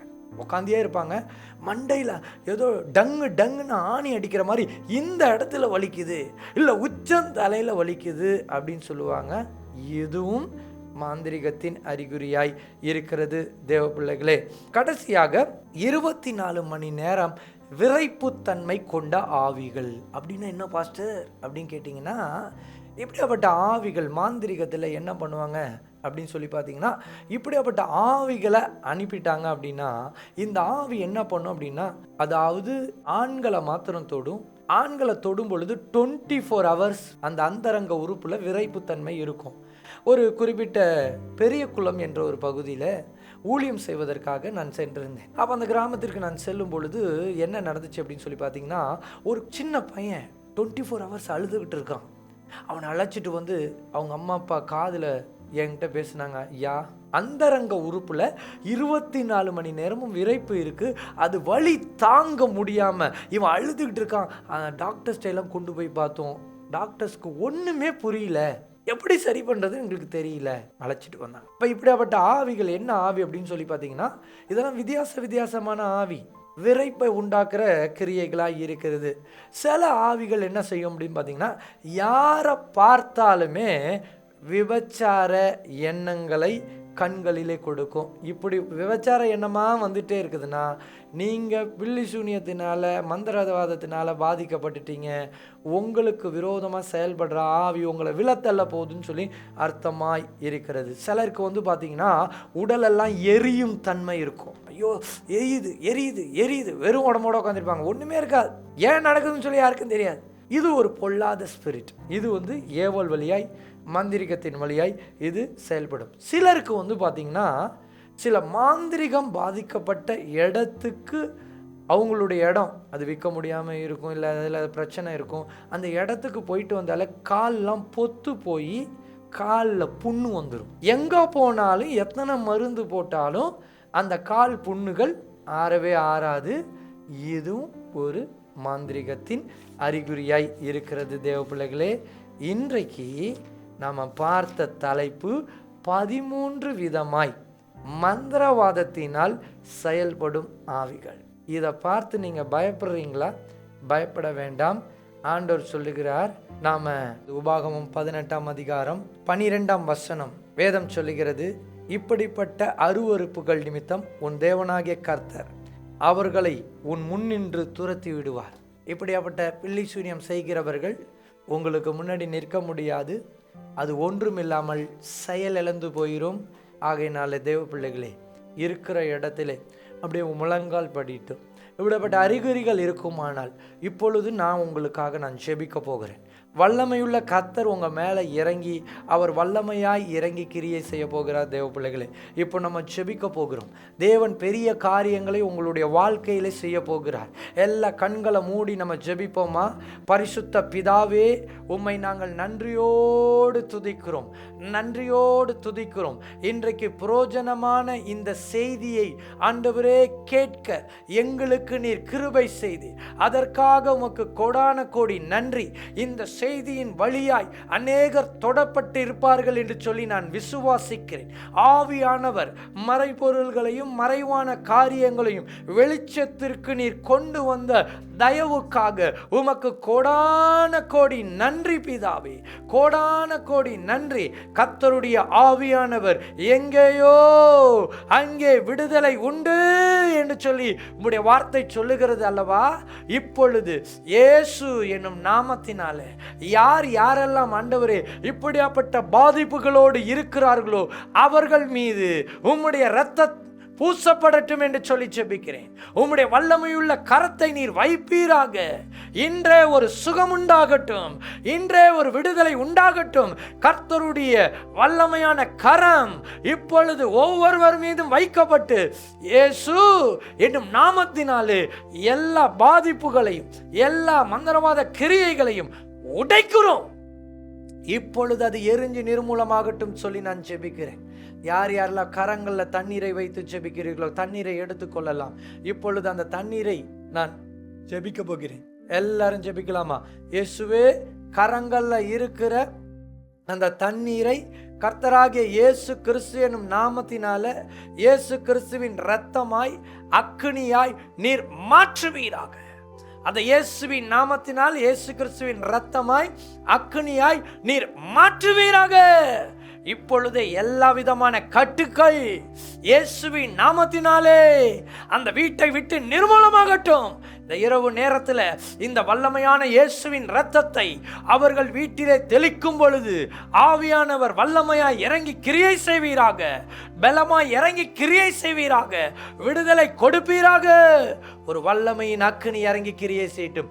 யார் யார் என்னென்ன ஜெப குறிப்புகளை ஆண்டவரே அந்த கமெண்ட் செக்ஷன்லையும் ஆண்டவரே ராஜா அந்த குறிப்பிட்ட ஆண்டவரே ராஜா ஸ்தோத்தரிக்கிறோம் ஆண்டவரே ராஜா சாட் பாக்ஸ்லையும் போட்டுட்டு இருக்காங்களோ அத்தனை பேருக்கும் ஒரு பெரிய விடுதலையை நீங்க கொடுக்கும்படியாய் இயேசுவின் நாமத்தினாலே நான் ஜெபிக்கிறேன் ஆண்டவரே ராஜா.